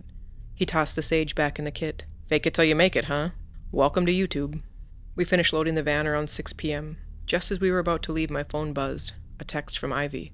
The text was a photo, a symbol carved into stone, 3 overlapping circles, with jagged lines cutting through them. And underneath the photo, her text said, "Stay away. He's not just a ghost." My thumb hovered over the reply button. Marco leaned over my shoulder. "Ooh, cryptic ex-colleague alert. You gonna answer?" I deleted the message. "Nope." "Cool, dude. Focus. We've got a haunted asylum to defile." The drive took 3 hours. 3 hours of Jenna snoring in the passenger seat, Marco scrolling through memes, and me white-knuckling the steering wheel. The closer we got, the heavier the silence grew. Even Marco stopped talking when the GPS announced, "Your destination is on the right." Hollowbrook Asylum was in front of us. It looked dead. Not abandoned, but dead. The bricks were blackened from the fire, the windows shattered. Vines were crawling up the walls. The smell hit us before we even opened the doors. A sweet decay, like flowers left too long in the water. "Holy shit," Marco whispered. Jenna turned on her camera. "Rolling." I grabbed my backpack and tried to steady my hands. This is it. This is the shot. The moment. And then the wind kicked up. It wasn't natural. It came in a single violent gust, howling through the asylum's broken windows. And for a second, just a second, I saw it. A shadow in the 3rd-floor window, watching us. "Did you—" Jenna started. "It's just a light playing tricks," I said too quickly. "Probably just a reflection or something." But my phone buzzed again. Another text from Ivy that read, "Too late." I was starting to get annoyed. We didn't talk about the shadow in the window after that. Some unspoken rule kicked in. The same one that makes you laugh at a funeral or whistle in the dark. It was denial, but with better lighting. Marco cranked up the radio as we hauled the gear out of the van, humming along to some pop song about heartbreak. Jenna muttered about lens filters, and I checked my phone one last time. No new text from Ivy, just the old one glaring up at me that said, "Too late." I stuffed the phone in my pocket. "Focus. This is what you wanted." The asylum's front doors were boarded up, but someone had pried the planks loose long ago. The wood creaked as I pulled it aside. Inside, the darkness had texture. It clung to everything and made the air thick. The smell was horrific. Burnt something. I don't know what it was, but it practically punched you in the face as soon as you stepped inside. "Lights," Jenna said, flicking on her headlamp. The beam flooded the dark room. The lobby was a corpse. The wallpaper was peeling off the walls, revealing several cracks underneath. There was a reception desk toppled over, its drawers spilling out old papers. Marco nudged a crumpled patient gown with his boot. "Classy place. 5 stars on Yelp." "Quiet," Jenna hissed, adjusting her camera. "We're rolling." I switched on my YouTube voice, that half whisper every ghost hunter uses to sound both brave and vulnerable. "This is Hollowbrook Asylum, abandoned for over 50 years, but some say the souls trapped here never left." The words even tasted like a script, but the fans loved it. We started in the east wing, where the fire began. The hallway was a black tunnel that swallowed our light. We could hear our footsteps echoing. Every breath we took sounded amplified. But my EMF meter stayed silent. "Come on, give me something." Then, in the old surgery room, the temperature dropped. "You feel that?" Jenna whispered, her camera panning across a bunch of rusted scalpels and a stained operating table. "Feel what?" Marco said too loud. "I feel like I need a tetanus shot." But I felt it. The cold wasn't natural. It hit me under my jacket and gave me chills. I looked at my thermometer and was surprised. 14 degrees Fahrenheit. "Cold spot," I said, trying to force the excitement in my voice. "Classic paranormal activity." Jenna zoomed in on the table. "Alex, look." There were grooves in the leather restraints, deep ones. They looked like claw marks. "Nope," Marco said, backing towards the door. "Nope, nope, nope." The EMF meter screamed. A sharp whine with the needle stuck in the red. Jenna's camera light started flickering. "Did you get that?" "Guys?" Jenna's voice was steady, but her camera hand shook. "Look at the walls. Symbols, the same 3 circles from Ivy's text, carved deep into the plaster. Dozens of them. God, maybe hundreds. Some were old, but others fresh enough that dust hadn't even settled on them. My EMF meter chirped once, like a question. "Let's check out the basement," I said. "Of course you want to check out the basement," Marco muttered. Jenna whipped toward me. "Are you insane? We need proof. Real proof." "Proof of what? That we're idiots?" "Just 5 minutes. If nothing happens, we'll leave." Marco groaned. "Famous last words, dude."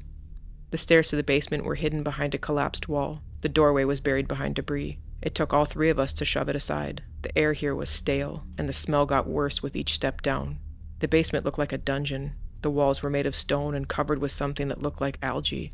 It wasn't one room, but many, connected by a maze of corridors. Some of the rooms had drains in the floor that were surrounded by dark stains, radiating outward. Others held equipment that I didn't recognize, metal frames with too many joints, and tables with grooves for fluids. "Home sweet home," Marco muttered, but the joke fell flat. We searched each room, and eventually we found Dr. Hargrove's office. The door had been locked from the inside, but 50 years had rotted the wood and made it soft. Inside, filing cabinets stood open, papers scattered everywhere, and on the desk was a leather journal. Jenna's camera flickered back on, the night vision giving off its usual green light. "We're rolling," she said hesitantly. I opened it. Hargrove's handwriting was precise, clinical. There were patient names and treatment notes, and then towards the end the writing changed, became more frantic. The same phrase repeated. "They're still here with me, in the walls." The EMF meter screamed, and I really did almost piss myself. Jesus, I've never heard it make that noise before. It scared the shit out of me. I raised the EMF meter up to take a look at it, but it was dead. The thermometer was dead too. "Guys, all of our gear is..." A door slammed upstairs, and then another, a cascade of slamming racing toward us. "What's that?" Marco yelled. The answer came fast, and we didn't like it. It was the sound of the basement door slamming shut, hard. The thud shook the dust from the ceiling. Jenna's camera almost dropped as we bolted for the stairs. "No, no, no!" Marco chanted, yanking at the door. But it didn't budge. "Kick it!" Jenna shouted. We threw ourselves against the door, but it wouldn't move. It was almost as if it had fused itself shut. I slammed my fist against the door, and in the moment of silence that followed, my heart stopped. I could hear something. Slow footsteps, coming in our direction. We all turned at once. The green glow of Jenna's camera lit the room just enough for us to see it. A shadow pooling at the end of the hall, not cast by anything. It pushed itself upward, forming into a tall, human-like shape. "Oh God," Jenna breathed. The EMF meter suddenly came to life in my hand, screeching like a dying animal, just as the shadow lunged towards us. We ran, not towards the door, but away, down a corridor we hadn't seen before. It was half collapsed. Marco tripped, cursing as his knee slammed into a stone. Jenna dragged him up, her camera somehow still rolling. My lungs were burning. The EMF noise chased us as the shadow's presence got stronger. We burst into a room. A chapel? Maybe, with broken pews and a shattered stained-glass window. The moonlight wasn't strong, but it was enough for us to see a path to another door, an exit. We ran into the room, slamming the door behind us. "There!" I yelled. Marco reached the door first, yanking the handle. It creaked open, revealing not the night sky as it should have, but another hallway. I managed to eke out the words, "What the hell?" in between gasps of air. "This isn't the way out," Jenna whispered. The EMF meter in my hand screeched again, the sound echoing off the walls. And behind us, the shadow had seeped under the door we had just slammed, pooling on the floor like spilt ink. "It doesn't matter." Marco shoved Jenna and me through the door and into the hall. "Move!" The basement became a nightmare of wrong turns and dead ends, hallways that led to rooms we had already passed, stairs climbing to solid ceilings. The building kept rearranging itself. Rooms multiplied, and corridors stretched and contracted. And behind us that thing followed, not running and not walking, moving like smoke with purpose. As we ran, Jenna's camera light bounced wildly, catching glimpses of symbols carved into the stone, 3 overlapping circles, slashed through with what looked like marks from claws. Finally, we collapsed into a storage closet, barricading the door with a splintered shelf. Marco's phone buzzed. A text lit up the dark. From Ivy. "Don't listen to him." Jenna pressed a shaking hand to her mouth. "What does that mean?" Before I could answer, the shelf against the door shuddered. Something scratched slowly across the wood. And then a raspy voice tried to speak from the other side. I said tried because as soon as I realized it was trying to speak, I started screaming and banging on the door, trying my best not to listen to it. The others thought I was losing it, but when they realized why I was acting that way, we started taking turns, every time the thing tried to speak to us.